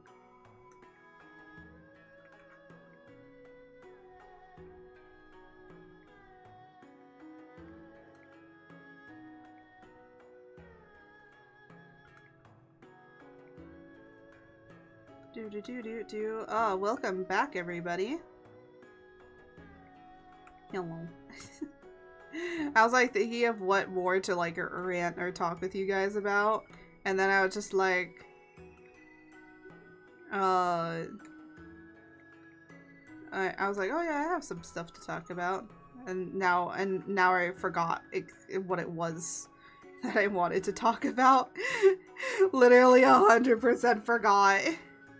I was like, oh yeah, we could talk about that, and now I'm just like, oh wait, what did I want to talk about again?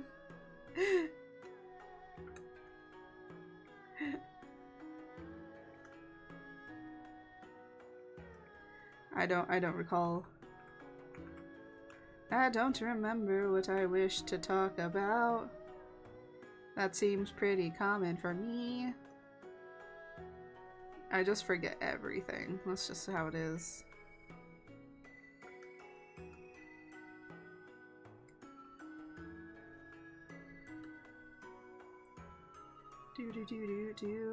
I don't like them putting oh my guys god. in the water that turn the friggin' frogs gay. Do you understand that? Turn the friggin' frogs gay. Serious crap. Real Rufus! Oh my god, it's a Rufus raid! Hello, hello everyone! I am Art Creates. I'm a Storm Deity VTuber that does a whole bunch of art and also does a variety of games. But today is an art stream. Thank you for the head pats. Thank you, thank you. We're also doing a little bit of a charity stream. We did reach our goal of 7. Thank you for the head pats. Thank you, Rufus, for the head pats. Touch the art, yes. We are currently doing a charity event of raising money for the Autistic Self-Advocacy Network because today, April is Autism Awareness Month. We have reached our goal of 300, but there is like some afterwards goals that we're doing. So the first one is if we get to 350, I will have to do the Phasmo Apocalypse Challenge, which I don't want to do. And then we have some other goals for 400 and for 450. But of course, those won't be announced until we get that. But yeah. There also are some incentives. I will turn you into a froggy sketch or do a 5-minute sketch of you. Or for $100, I will eat salt. I will eat actual salt. I actually have a thing of salt here. to actually eat salt. I don't know why I made that I don't know why I made that a thing. But yeah. Oh yeah, let me give you a shout out, Rufus. My mods are unfortunately not here right now, so let me do that. Why am I being... I'm totally a professional, Rufus. I've been doing this for 3 years. I've been doing this for 3 years. But yeah, you know what? On that note, let's actually, you know what? On that note, let's pull up the Rufus I've made. Fane! Hello, Fane. But yeah, I was like, oh yeah, let me pull up the little Rufus, so, as an appreciation. Oh, yeah. I'm actually almost done with them. Oh yeah, by the way, I implemented it. I implemented it for you guys. So you can actually throw yourselves at me, legitimately. Oh, hello? Uh-oh. Why no workies? Oh, why did it disconnect from Twitch? I don't know why it disconnected. Hello? Why is it not connected? What is happening? Oh! Okay, there we go. I don't know why it wasn't connected. I do like throwing myself at you. Oh, you little stabby stabbies. You got little stabby stabbies. Alright, let me do that again.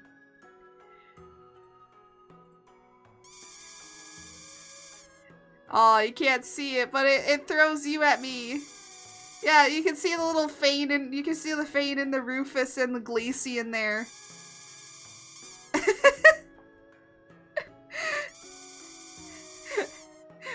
I see him, yeah. I want that as well. I'll send you guys the files so you guys can have it as well if you wish. You could actually make it slower. I can? Huh, I don't know how to do that, but you know what? I don't want to make it slower. It's funny when it's going at Mach speed towards me. It's funnier when it's being smashed at me at Mach speed. Oh my goodness.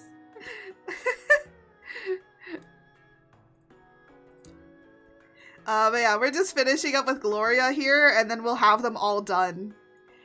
And I think like the only 2 Pokemon plushies that'll probably be part of it is probably the Eevee plush and like another one. And then the rest of them are just gonna be VTubers. Cause why the hell not?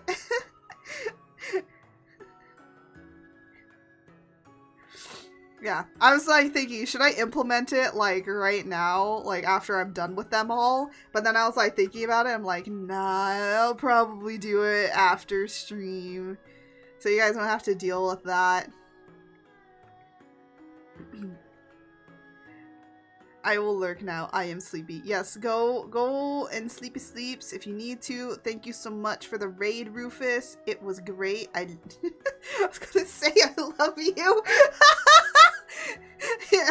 I meant to say you're amazing, but I don't know why I love you was gonna come out instead. Oh, that too. I love you, Rufus.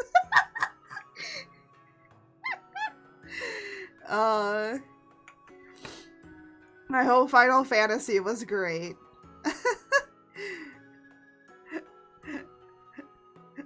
I don't know what's wrong with me anymore. I just work here. That's the best of what I can do and say.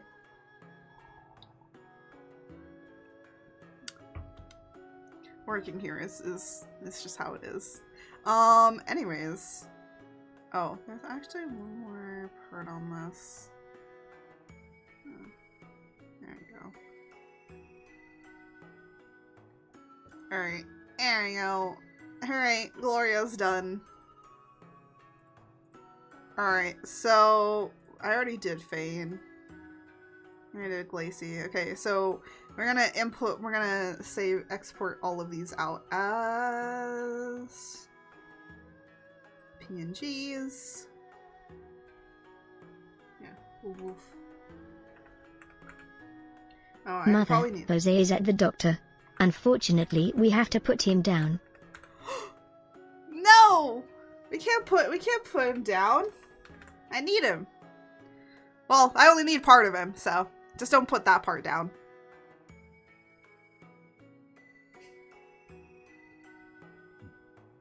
I forgot if I save this out as half or not. Let me open up the file. Oh, excuse me. Let me open up the folder, not the file. Anyways, let me see. No. Here it is. Let me see. Properties.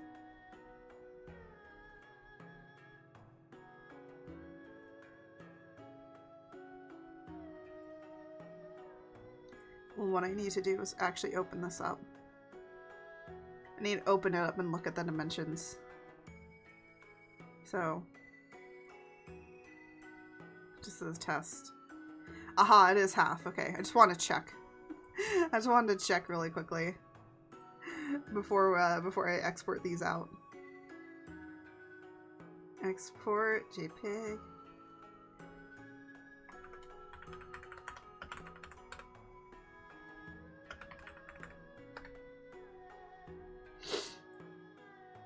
And the reason I was checking is just because I want to make sure that they're all the same size. And if they aren't, then it's going to be a problem later on. Yes, I'm also incorporating myself into this, so...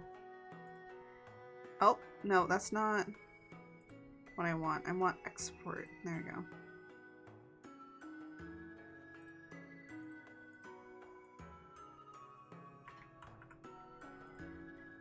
I think it'll be really hilarious to just see myself get thrown at me. Also, when I have my 2.0, I will be doing one with my 2.0 as well. I was going to draw it for this, but then I was like, nah, just in case I accidentally forget, I don't want to do that.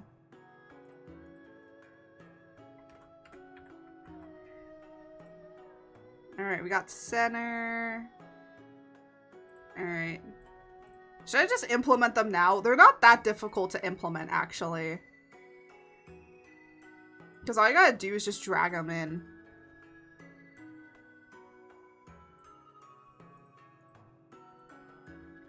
There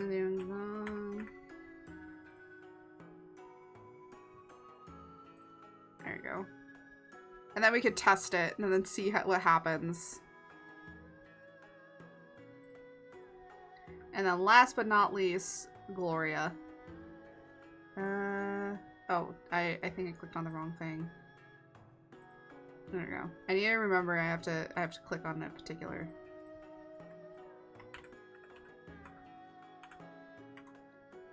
There we go. I think they'll be wide enough in color also, just to have fun with. So let me save that. And then I'm gonna implement it. So let's go. You're gonna see this stuff turn on again, but don't worry about it. We're just implementing stuff. I just need everybody except for these three.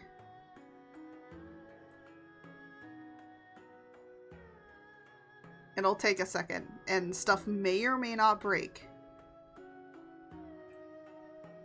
There we go. Now we got all the plushies in here. And I'm implementing this. So, for plushie object organizer, we're going to be adding these ones. We're going to be, let me just enable. And then for here, we're going to be taking off these ones, disable selected, just so that we have more of the dolls going. And then same for here. Disable, and then enable. There we go. Okay, that should all work. So, if we test it out, what's this body pillow I see? What body pillow? Oh, that was a body pillow of Jose. So in my lore, I made Jose like a particular character model, but we're scrapping the idea. But don't worry, maybe for my 2.0, maybe I'll make a body pillow with his new 2.0 on it. So don't worry, that'll come back later. That shall be coming back. Actually, I was thinking about making a body pillow for my 1.0 and 2.0 and all of that sort of stuff. Oh my goodness. Well, the dolls work. That's nice to know. The plushies. Oh my gosh, look at all the VTubers. The new ones are in there. Yes, they are. They're all in there. Ah, it's so beautiful. How do I slow it down? Question. How do I slow it? How do I make it slower? How? Oh. Yippee!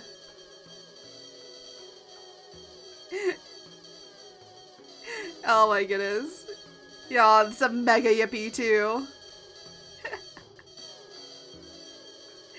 Ah, thank goodness. That's great. I love it. I will probably be sending all of these guys. Oh my gosh, there's a that is a bad button. Why is this here on this thing? I feel like this should not be here. I heard my darling wife slamming through a message at high speeds, and I knew exactly where to find her.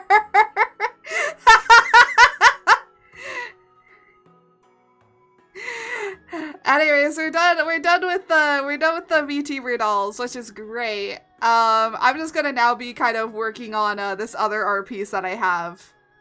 You know, Miss Opie, I opened up Steam today to look at something, and I saw that somebody was on Stardew Valley, and I was like, I feel like I know exactly who's on Stardew Valley right now. And I looked, and I was like, yeah, that's exactly who I thought it was.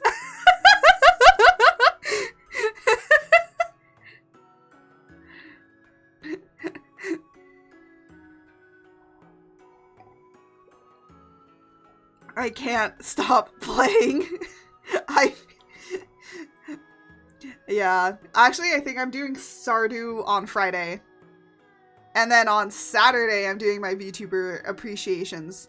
Unfortunately, again, a lot of people haven't been like... I've noticed that a lot of people haven't been really putting down a lot of like their VTuber models. And I'm just like, I pinned the tweet and everything has been retweeting it here and there. And I'm just like, huh. I don't think I'm gonna get more people, am I? The sad existence of what Twitter, of whatever the fuck this media app is now. I would put mine down, but you know, it doesn't. Yeah, no, I know you would 100%. When you need to get it. That, yeah, it's a problematic thing. It's like you don't have it yet. Anyways, this is a non-sus art piece, totally non-sus, just very wholesome. If you want to know anything about these two characters, they'll be brought up back in my lore, but maybe a page so I can submit it to Arts Critique.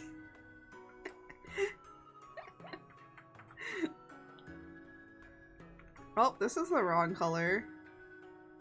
I thought I picked the correct color, but apparently no, I did not.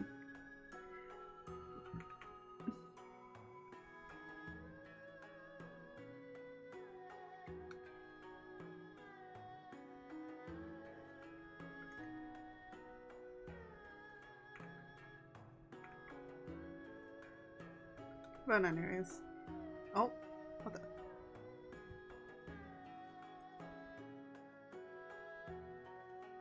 Oh.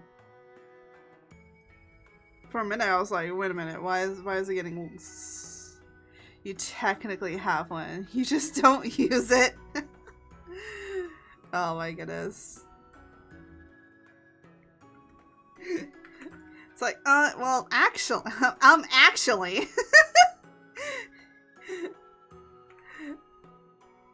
Anyways, I like that we're done now. I finally finished. The nagging is over, and now my reward is fangirling over my OCs that I've created for my lore. Luthador and Axe, the most wholesome relationship ever.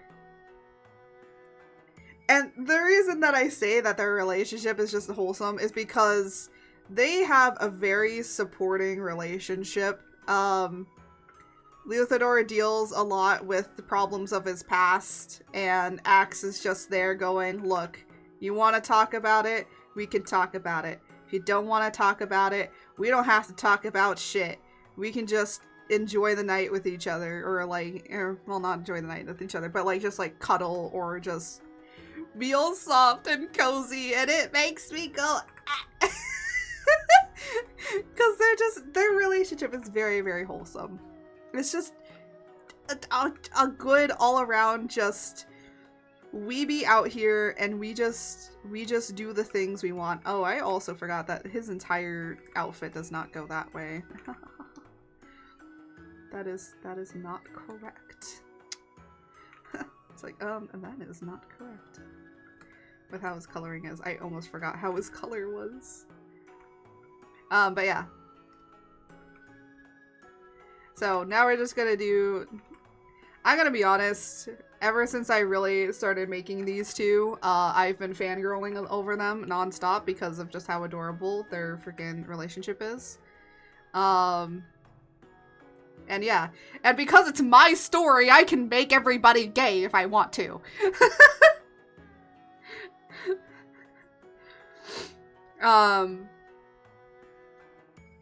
Honestly, at first, Luthador was supposed to be Art's love interest, but we changed that. I changed that so much because I was like, these two are too broken that if they were together, they would be having a toxic relationship. And actually, unfortunately, their relationship when I was like building it was quite toxic. So I was like, ugh. Yeah, we're scrapping this whole entire idea. Because it was just bad. It was just, it wasn't a good thing that I was like building for him. And I was like, yeah, these characters unfortunately clash too badly together. So sometimes you have to rethink how you want to write a character, and especially what their interests are. That's not mine. That's a Big Bob's. Oh my gosh. But yeah, I'm excited to be writing the comic because then I get to fangirl about all of these characters. Because as much as I love my own character and its own story that's going to be going on, I also love all the other characters I created for my lore because all of them are great. Oh, excuse me, as I disappear. But they're all great and amazing. But I do fangirl maybe a little bit too close to the sun with Luthador and Axe, so I think it's just because they're just, you know, they're cute. They're adorable. You know, they don't care what other people say about them. They're just like, we are what we are, and we love each other, and that's it. And that's how it is. And it's very cute. Yeah, I've actually redesigned Luthador a lot, and some people might be a little disjarring because how I draw the characters mostly with my fan art is what their final outfits and looks are like, and not how they're originally intended. So even like the art as you see it now will look a lot different in the comic because eventually I'm gonna get my hair ties and my necklace, but for the first like several chapters you're not gonna have that because they don't come up yet, because I don't have them. So yeah, so if people are gonna be like out here being like, huh, why do you not have like this and this stuff that's like, you know, what's this discrepancy between your character model and you in the lore?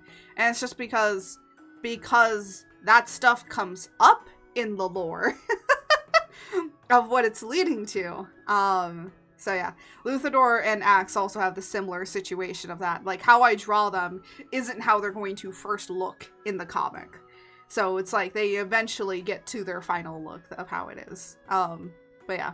So if you're ever wondering why there's discrepancies between the comic and this, and how I draw them normally, that's why. It's because it's like, this is after the entire comic. This is the end of it. This is how they look at the end. Which some people might be like, that's spoilers. And it's like, no, because you still have to read how the hell they got to here.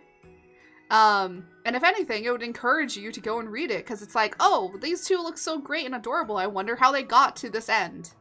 And I hope that does encourage people to go and read it. And that's why I kind of want to do some more fan art of, and these two, by the way, are not the only couple. There's a few. We have a few, that I do need to draw. I need to draw Golith and his wife and children, because he has kids, and it's cute. They're very cute. But I haven't drawn them yet, and I need to. Rufus Raid, sorry, I was lurking. It's okay, Power Plant. No, I figured that there was probably going to be a few people that were probably lurking in his stream.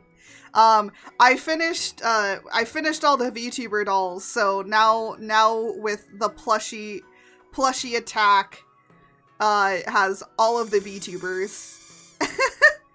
So now Fane can throw herself at me. Actually, you know what? I was trying to see how do I slow this down? How do I slow it in here?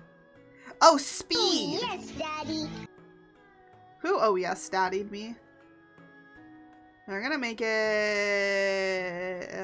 Let's do like 0.70 and just see how that one works. Speed.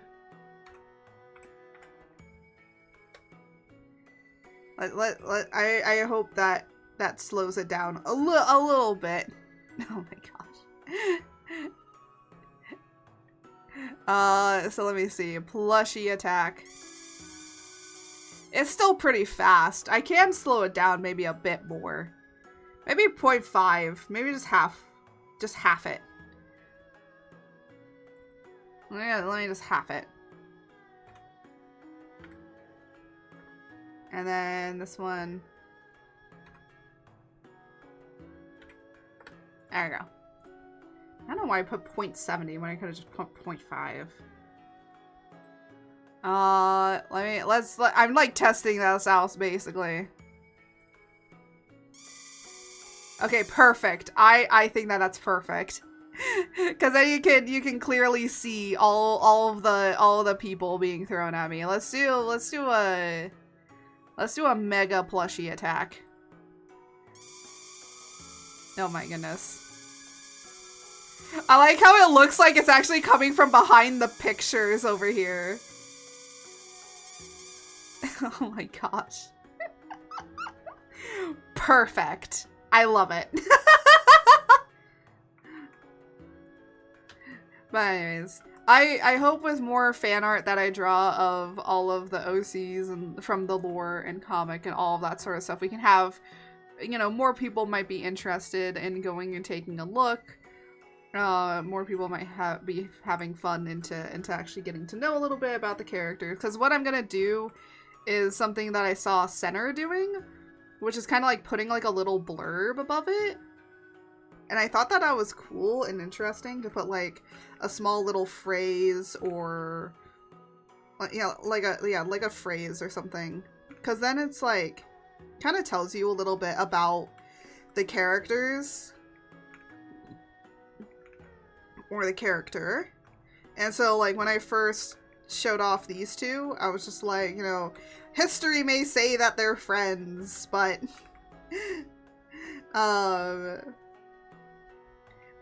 you know, other people will know the truth, you know, that they're because technically in lore they are married. And by the way, in my lore, people do not have rings. They do not wear rings. They don't wear rings. The way that you can tell that somebody is married is if their hair is tied like this. If they have tied hair, then they're married. But that's only for two particular communities that do that. So we'll talk about it more like as we go into the lore. You'll kind of see how marriages are kind of done. So some people don't have rings. They'll do like something else. Like Fira, if you look at the character Fira, she has a bunch of ear piercings. That's how you know that she's married, because of what like you can look at her ears and you can see like how many partners she has, because she actually has 2 partners. She's married to 2 people. So yeah. And it's nice. It's cute. It's a way of me being able to tell my own way. And also like leads into also world building as well. Like, you know, why is it like this? And it's kind of discussed a little bit here and there through like stories and lores and mythology, that it's just like, this is kind of how like gods and other things did it. And so that's where it comes from. The hair tying practice within the lore actually comes from a story of like 2 lovers that couldn't show that they like liked each other, like, you know, because there was like a war going on or something like that, so they couldn't show that they liked each other, and they couldn't show that they wanted to be together, so they tied each other's hair in a particular way to know, you know, to show their love and admiration for each other, because they couldn't really show their affection, but like seeing that they had kept like the way of how the hair tying was a way of saying like, see, I'm with you, I love you, and stuff. So that's where that comes from. It's a cute little story. The lovers, of course, don't actually end up together in the end, because both of them die in the war. So yeah. But it's more of like a memento towards that story and that tale. And it's very cute. The other thing is, the necklace or necklaces is like an engagement. It's a way of showing an engagement. And then the hair tying is like, okay, now you 2 are officially together. So necklaces are like engagement rings. Hair tying is like wedding bands, in particular, communities of my, the story that I'm creating. So again, it's because of how I built the world. And I think it leads into more interesting ways of looking at a world. And also, just to kind of show a little bit of like how much world building has gone into this. But again, also is to mainly show a unique difference between like, this is not a world that's human or humanistic in a way. Like, this is its own place. This is its own area. And that's what I mainly wanted to make it. It's like, at the end of the day, you can't relate some of the, you know, you can relate some humanistic or like even human like problems and things like that to this world, but it's like at the end of the day, like this is a completely alien world, you know. Doesn't mean that the story and everything like that isn't very, you can't understand it. It's just more of, I've put a lot into world building to make it feel like it's a real place. Like, you could kind of see that, oh, yeah, because of this story and this myth, that's why this is like that. And that's mainly how it's based. And I like it. It's a very based story. Very, very based. I don't know why. I remember based being a bad word, and now it's like, everyone's like, oh yeah, no, based is something good. And I'm like, what the heck? Why are you guys changing up based on me? I thought based and at least mid is still like, I guess, bad in a way. Calling something mid. But like, again, at the same time, I think it's really funny that you guys keep changing. You guys keep changing up the word lore to me.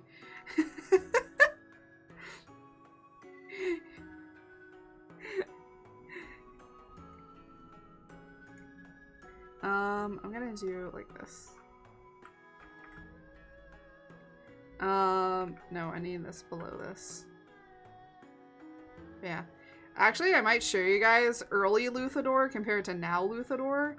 I will say the only things that have been kept, really, from early Luthador to now Luthador is, you know, skin tone, coloring, all that sort of stuff. I would say mostly the outfit, and now he has little moles underneath his eye, and he has, like, this paint on his eye here. He has like a tattoo on his eye over here.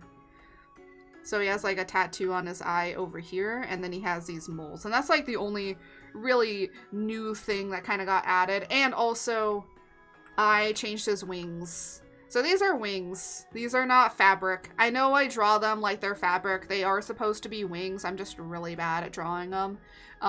Over time, I might get better at them. But they are wings. They're not fairy wings. They're supposed to be more like moth-ish, kind of butterfly insect-ish wings, but they're not see-through. They're not like translucent. And the reason being is because Luthador is supposed to be the son of Order, and Order has his like bug appendages, and I was like, well, if Order is gonna be bug-like, I can't have Luthador have his feathery wings like he used to. So that completely got scrapped and replaced with insect wings. So that's the path I kind of went on with it. But yeah. Again, it is supposed to be fantastical, so yeah. But I like how it came out with that, because I think it's very cute. And also, I think it leads more into a more solid design. Because the other thing is, you know, like how some people make a character and you just go and you say affectionately that they are just Jesse. Oh, you guys are all going. You guys are all at the doctor.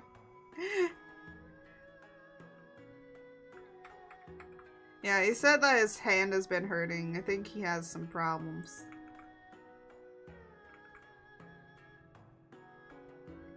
Been having issues. Yes. Oh my gosh. Yeah, everybody be going to the doctor.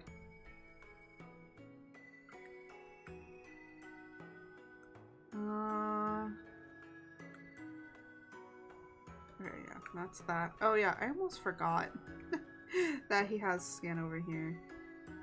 Oh, that is the eraser.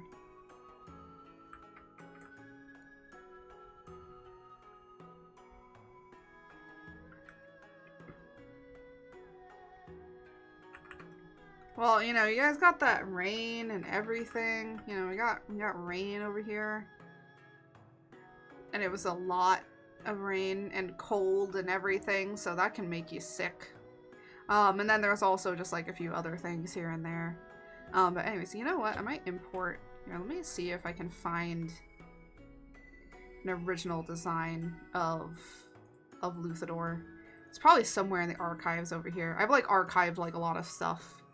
Oh yeah, you even get to see Axe's original design. So this is like a really shoddy, I just like quickly sketched this out, but this is originally Luthador's design. And Axe used to have horns, now he doesn't. But this was Luthador's design. He had more red to his hair and all of that. But I just didn't like it, and so I kind of ended up changing it.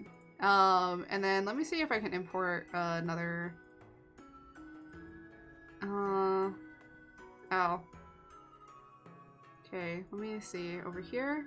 Ah, okay. So that was me actually kind of working on some stuff. Let me see. I didn't do anything here, but let me see if I have anything.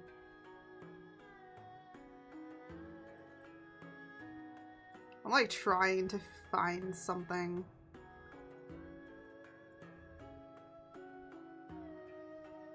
Yeah, most of these I didn't like export out much.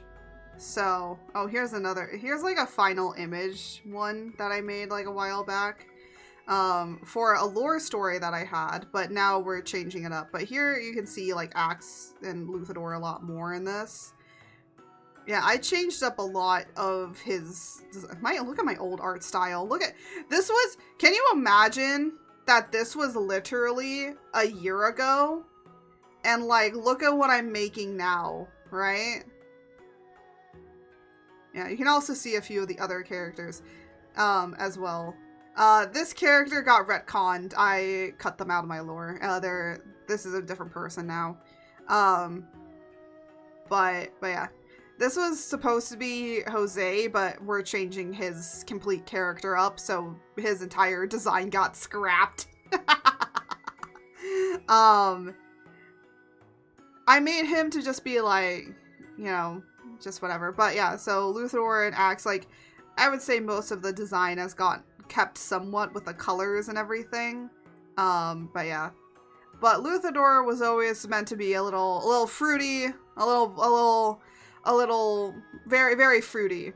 Very, very fruity guy. Okay? He's a fruity little guy. But you know, you're gonna see kind of how Luthador is and how he acts. I'm gonna be honest out here. If you love how Larian Studios wrote Astarion for Baldur's Gate 3, I think you'll like Luthador's character and how he develops.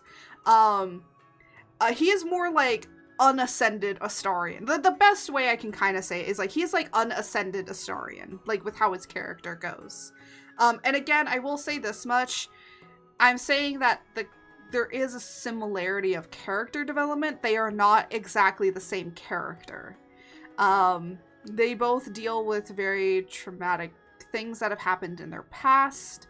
I will say though, even though Astarion's basically on the run, Luthador isn't on the run. It's more of the past haunts him. And we'll be going into more of that and how that is. And by the way, in like the first 2 chapters, you'll see how much his past really is coming to haunt him. Because I did have to cut out a lot of stuff. So I will tell you this much. If you feel that some of the pacing is kind of rushed in the comic, it unfortunately had to be that way. I had to cut out a lot of stuff. But the other thing is, like, you know, a lot of the things that I cut out were kind of like a lot of nonsense that didn't need to be in there. But, you know, when there are times I need to take time, the pacing will slow itself down to, like, kind of give you a moment to really be in the moment of these situations. I'm gonna try and keep the pacing relatively as best I can, but pacing has always been a little bit of a problem of mine, but I think I'm getting better with it over time. You know, the more that you write, the better you get. because you learn from your previous mistakes. But yeah.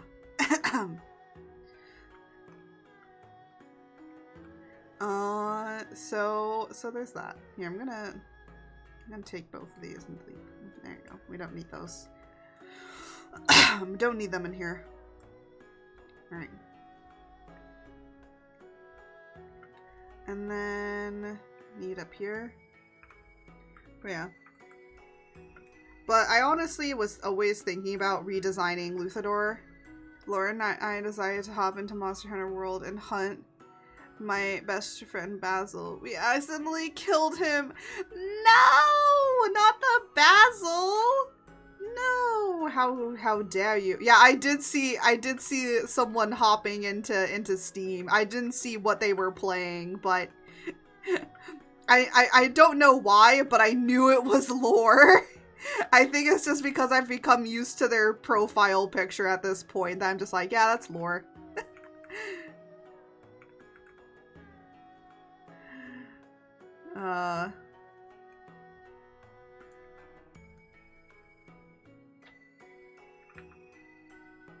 There we go. Let me just do that. No, not the Basil. Not Angie Fire Pickle. Or technically it's Angry Explosive Pickle. Oh.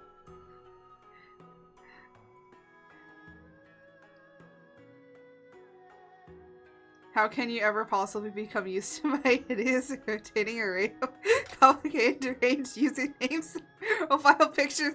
I don't know, Lore! I don't know! I just know! Lore just messaged me in fucking Steam! I just can, Lore, alright? Don't look at me that way.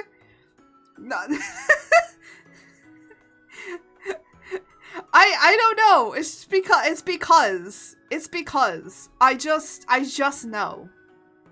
I just know, Lore. There's nothing you can do or say. I just know.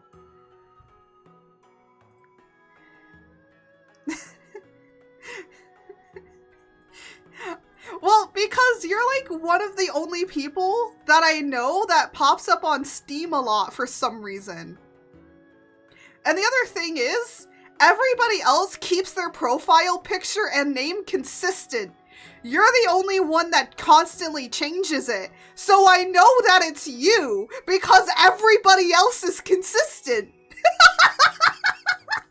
That's Lore. Exactly. No, it doesn't drive me nuts because then I know it's Lore. He's just literally, he's not even messaging you, chat, he's literally messaging on Steam. Comes before the bit is all there is, exactly. He's just messaging me now in Steam instead of messaging me in chat. He's like, okay, I'm just gonna direct message you through Steam now. Oh my gosh. This is great. This is... always needs to lead into a little tiny bit of chaos, right? You know, that's just how it is here.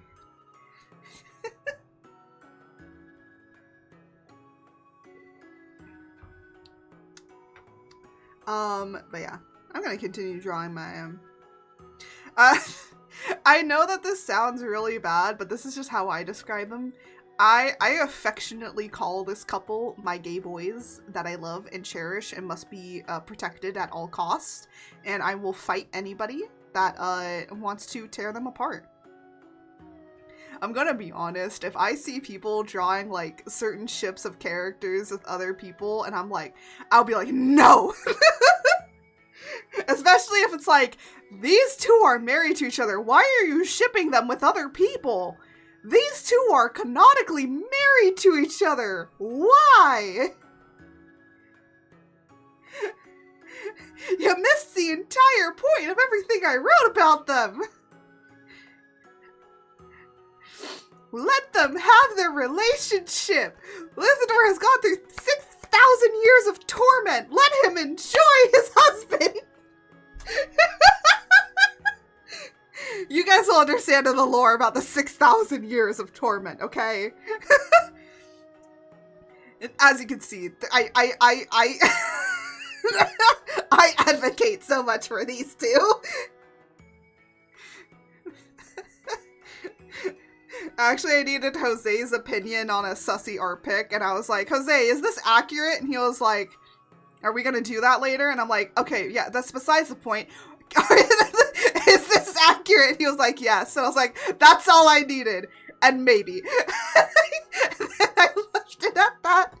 I will post probably that art picture up at some point. I don't know when. But the funny thing is I drew that art piece and now I'm drawing Luthador in like the draw your OC in this outfit, and I'm drawing him in that, and I'm like, oh, you know what's really funny is that these two pieces actually connect to each other. So I'm making a small funny little comic of the two of them. Because they're wholesome. And they love each other. And it's cute. Sorry, I will. If I'm ever drawing Luthador, I always will draw Luthador with Axe now. It's very rare that I draw Luthador on his own. Because I can't. I physically cannot tear them apart. Though if I'm doing like a character reference sheet, it's like I have to. But even in the picture where I'm drawing Luthador in his outfit, I have a little cute little axe that is like, he's like, that's my man. It's cute. I love the relationship I've built for them. And I will say this much. I think the reason I'm literally crying right now. I'm not even fucking joking. I'm literally tearing up right now because of how cute their relationship is. I will say, that their relationship is very much based on the cute wholesomeness that, that is from my relationship. And there's another relationship that's gonna be happening in the lore as well. But a lot of the relationships I have built are very wholesome. They're very supportive, very just good. And you'll see that more with other characters and their partners, because the amount of people that are actually married or have partners within the lore before like building relationship is like 2 of them that have that. And so it's like their love story and their relationship is kind of like already done. Like the story of how they got together is kind of done. But that doesn't mean I can't reference back to it or anything of how all of these people ended up together. Because even them, it's like very wholesome-ish. And I like relationships that are more wholesome. That's the romances that I kind of like. Not to say, I like how they're gonna come back and when I'm saying this, hi, welcome back from the ads. I'm gonna preface this, I'm talking about Axe and Luthador and how, like, I like to build very wholesome relationships. But I will say this much, even though the Axe and Luthador have a very supportive relationship, they also have a very nice, bed life as well. So... But yeah, I'll just say that much for that. I don't know if I'll draw that in the comic. The only reason being is because I know that some people probably will be reading it. So I will say this much. I might just save it for like drawing it for like fan art reasons here and there. And not really, oh, I think I missed a spot. I did miss a few spots here and there. Oh, there's a big gaping hole right here at the top. That makes sense. But also there's an area here as well. But,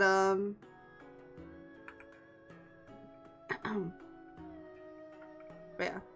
But they just, you know, it's more of just, they really love each other, and that's it.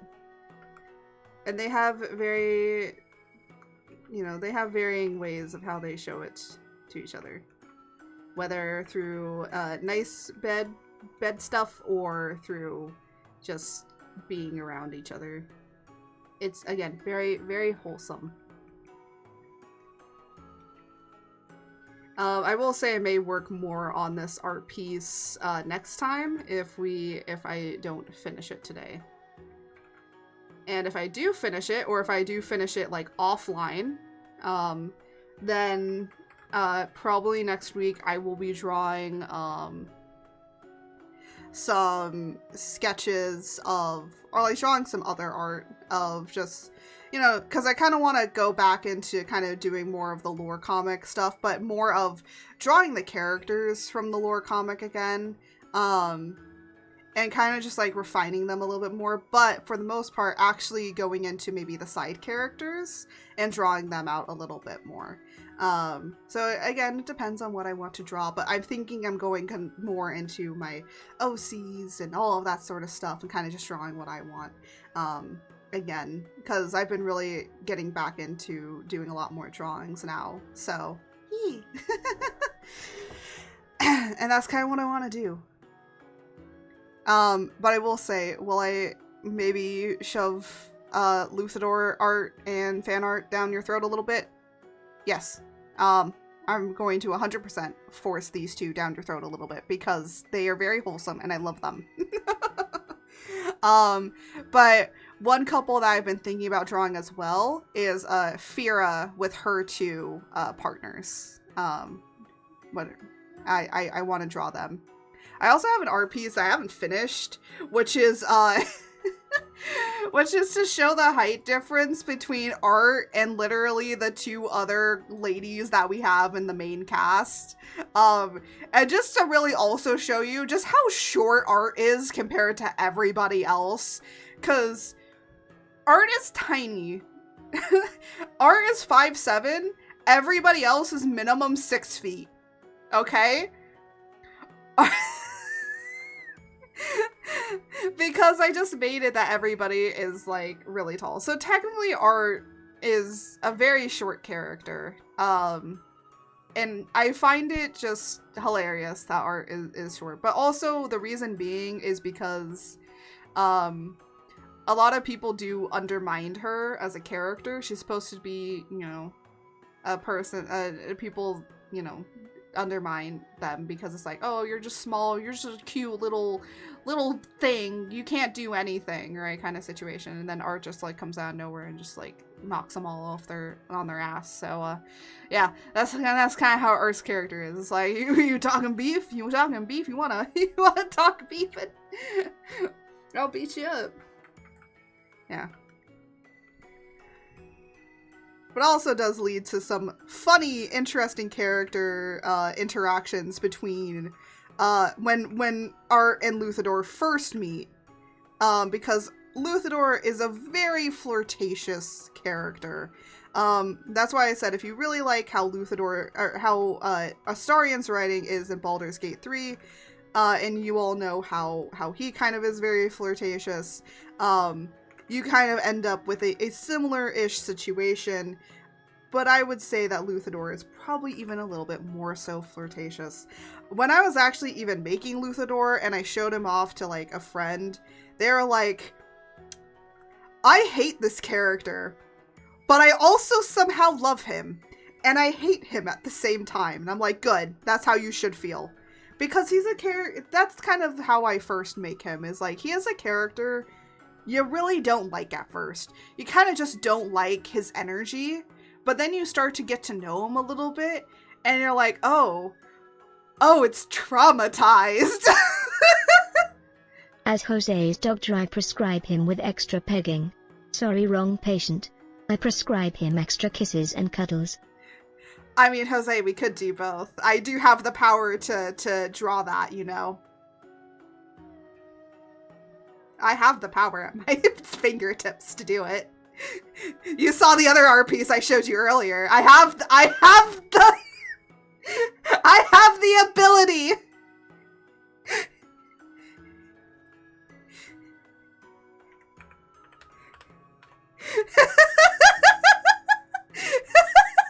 Hey, don't sick the gun on me.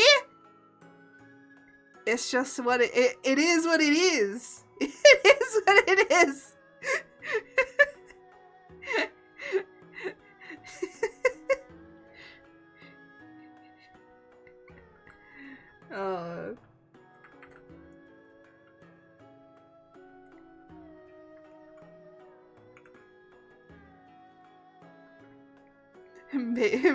Make it on camera. Oh my gosh.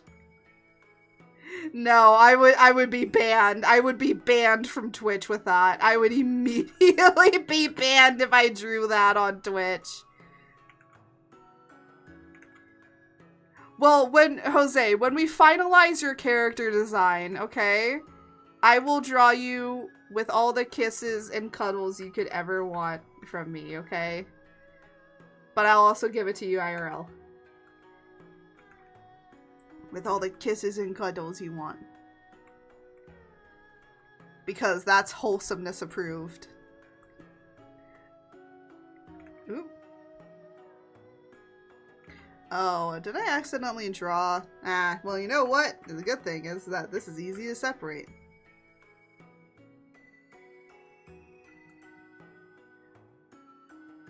What? What? Wholesome inspired? No. Unfortunately, no. Though I wish it was.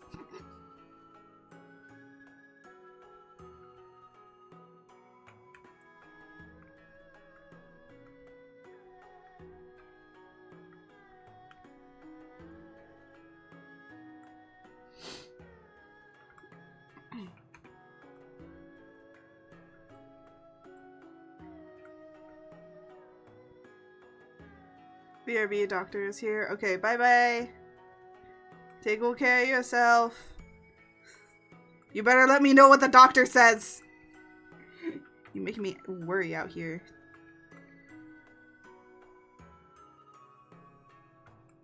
I'm gonna ask for extras.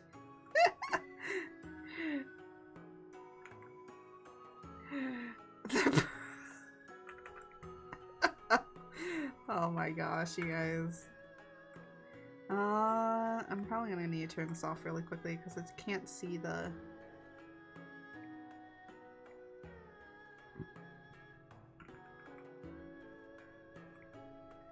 I couldn't see the stuff.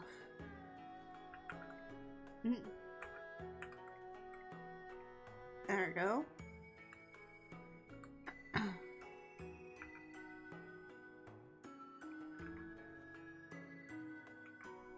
Well, that just means that I can draw in more hair.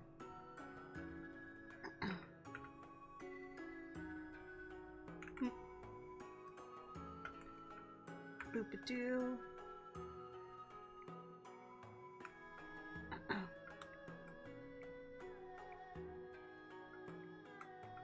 There we go. Hooray! I like how just the last ending of this, I'm just drawing this, and I'm just like, yeah, this is what we're drawing now. I probably should have, like, arranged all the VTubers, like, dolls together, but I'll just do that at the end, because I kind of want to draw this a little bit. Unless you want to do that right now. Because then we can work more on this probably next time. If we want, but I might just like work on it offline, honestly. And then maybe I'll draw, I don't know what I'll draw next week, but I do want to try and do like at least once a week do one art stream. And I don't really know what I'll have planned for next week. Maybe I'll do some doodles. You know what? We'll schedule for some doodles or sketches and stuff like that, because I kind of want to just like doodle away a little bit. Or I could draw art in a certain outfit, and I could do that. I was thinking about drawing, like, you know, finishing off Luthador's little thing in it, but I decided not to do that because I want to do like some other fun stuff. But maybe that's what I'll do. Let me just open back up the dolls. All the little VTuber dolls. It's taking a second because of the amount of layers.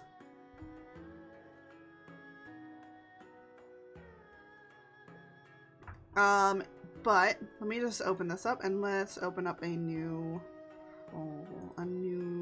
thing. And I'm basically gonna just import them all.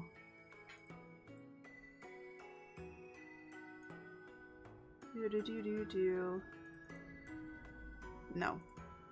I was like, that is not the thing I needed.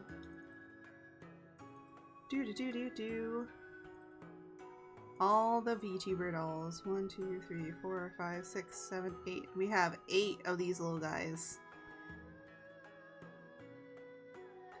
Look at them all. 1, 2, 3, 4. So here's how we're gonna do it. I'm gonna first make all of them small. And then we're gonna separate these up. 1, 2, 3, 4. 1, 2, 3, 4. I'm gonna put these all over here. And then we're gonna separate these.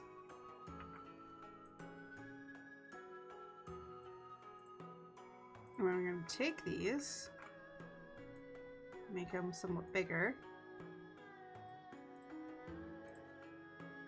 And they're basically going to take the top 2 and move them.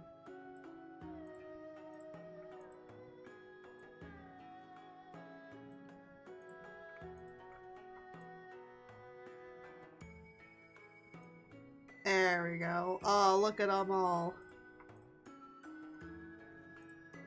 Honestly, I could probably move them a little bit closer.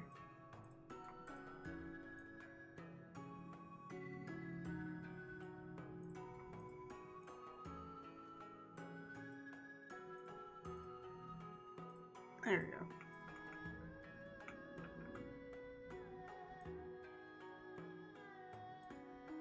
So then I can make it bigger for everyone to see all the little details on them.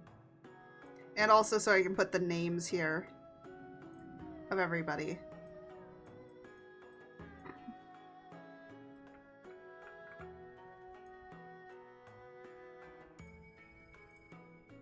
There we go. I'm gonna text.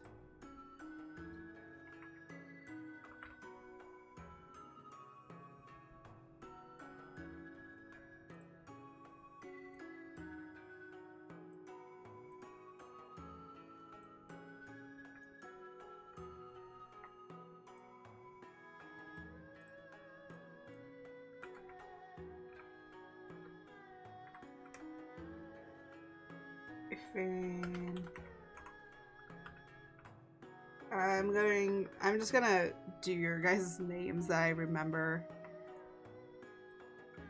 Cause I'm gonna be honest, I'm probably not gonna be able to write all your names. I know Arctic Glacy, but I'll just do Glacy. Hello. There you go. I should probably put Garlic Boy, that would have been funnier. Actually, funny enough, Gloria fits here. Wait a minute. Did this accidentally... I think it accidentally ended up being in alphabetical order. Oops. I didn't mean for that, but it did it. Oop. Oop. Why can I not? There we go. Yeah, I think I can move the second one up. Let me move you guys up a little bit.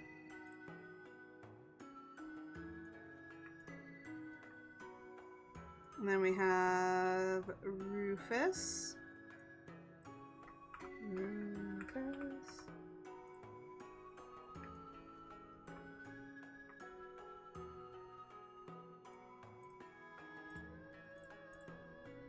I'm gonna put his full name, right? Ooh.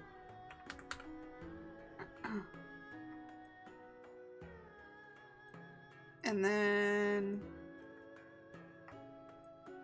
why do I feel like I got a really bad itch? Itches. My arm itches. Everything itches.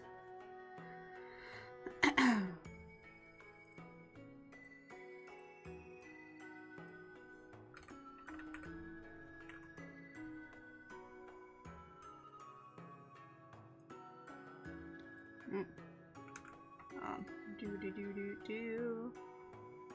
There we go.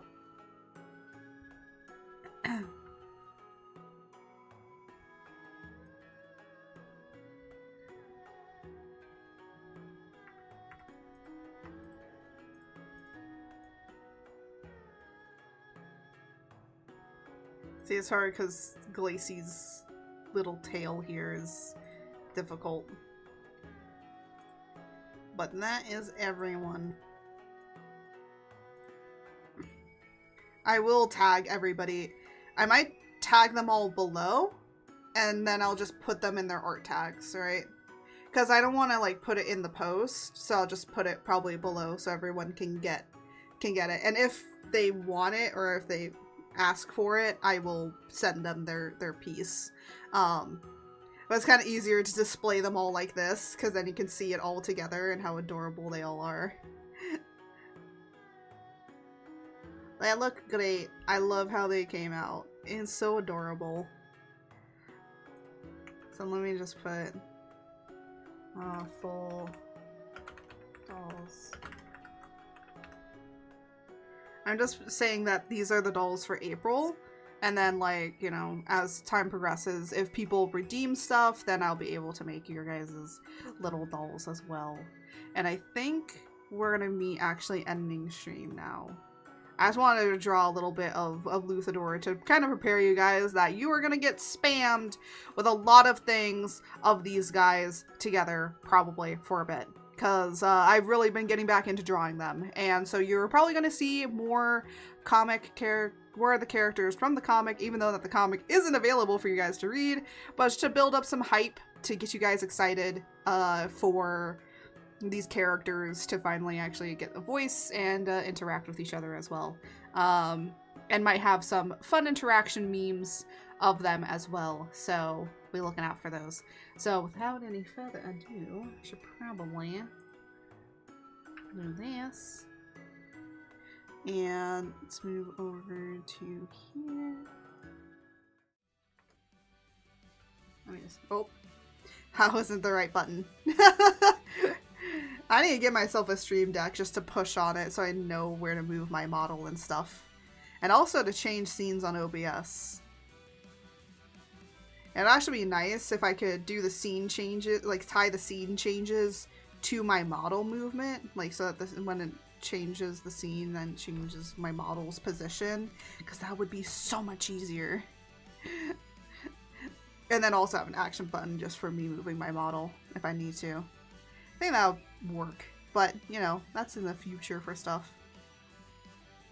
But anyways, let me get, I actually might move my drawing tablet because I am done drawing for today. I may pop it back open at some other point down the line, but who knows? Who honestly knows? I'm moving my drawing tablet and all my stuff is breaking. Everything's falling apart because I just want to move my drawing tablet away. For a moment, let me move stuff around. But anyways, let me see who we can raid. Oh. Let's see who can raid. Oh,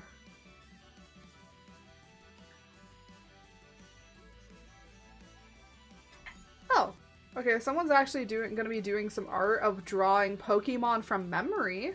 You know what? Let's do that. I want to do that at 1.2 down the line. I don't know.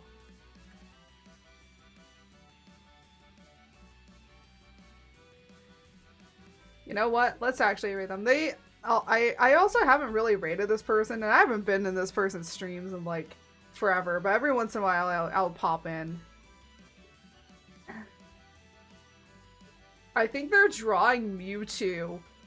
I think this is Mewtwo. If it's not, I'm gonna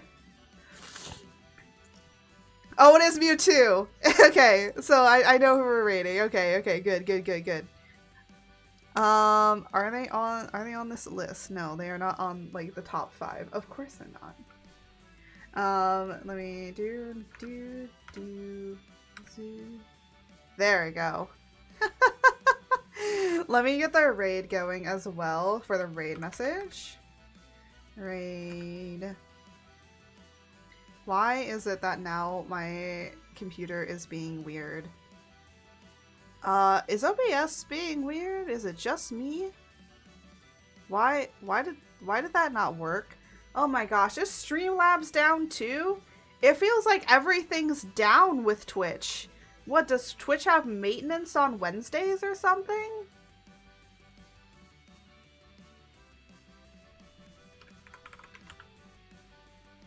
I'm gonna be honest, I really want to change off of Streamlabs and just be on, like, honestly, just go away from Streamlabs altogether, because it's just so, because now Twitch has a thing where it's like, hey, you have to be, like, logging in all the time and turning this shit on. Honestly, it's just, Streamlabs is just not the best.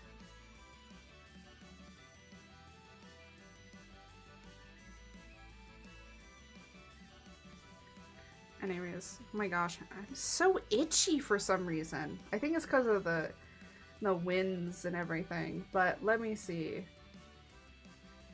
Yeah, and the great thing is that Cloudbot turns itself fucking off, which is so fucking great, and I don't know why it fucking does that. You know what? Edit this. I'm gonna take this.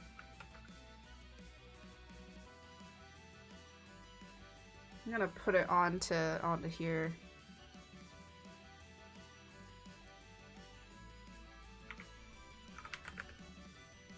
And then let me just do there, and then I'm deleting it from here. There we go. So they should do this.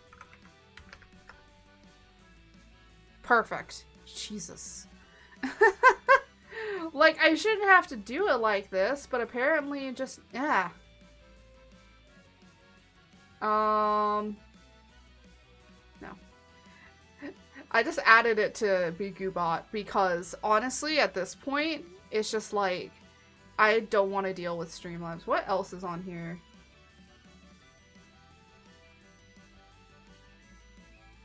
Oh, it does have... There is a Discord command. Why doesn't this Discord command work, though? Here, let me, like, check something. Does this work? What the fuck? Now it does? There was, like, a time when this didn't work. You know what? I'm taking this off of here, too.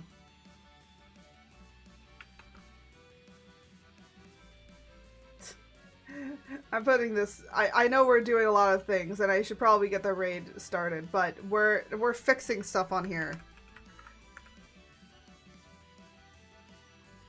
Hold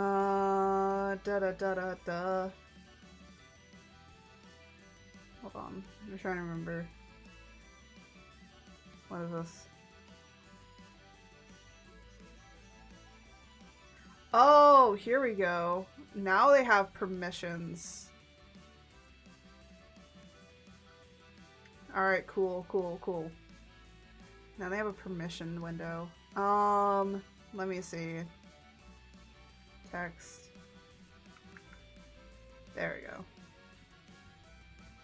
Let me actually do that for the raid, too.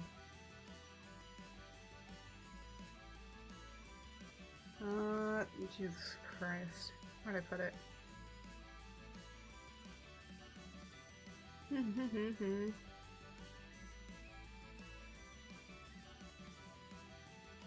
There we go. And then... Boop, boop. I'm so happy that they added permissions, because this, for a while, it didn't have permissions, I believe. There we go. That's better. Alright, now all of this stuff should work correctly.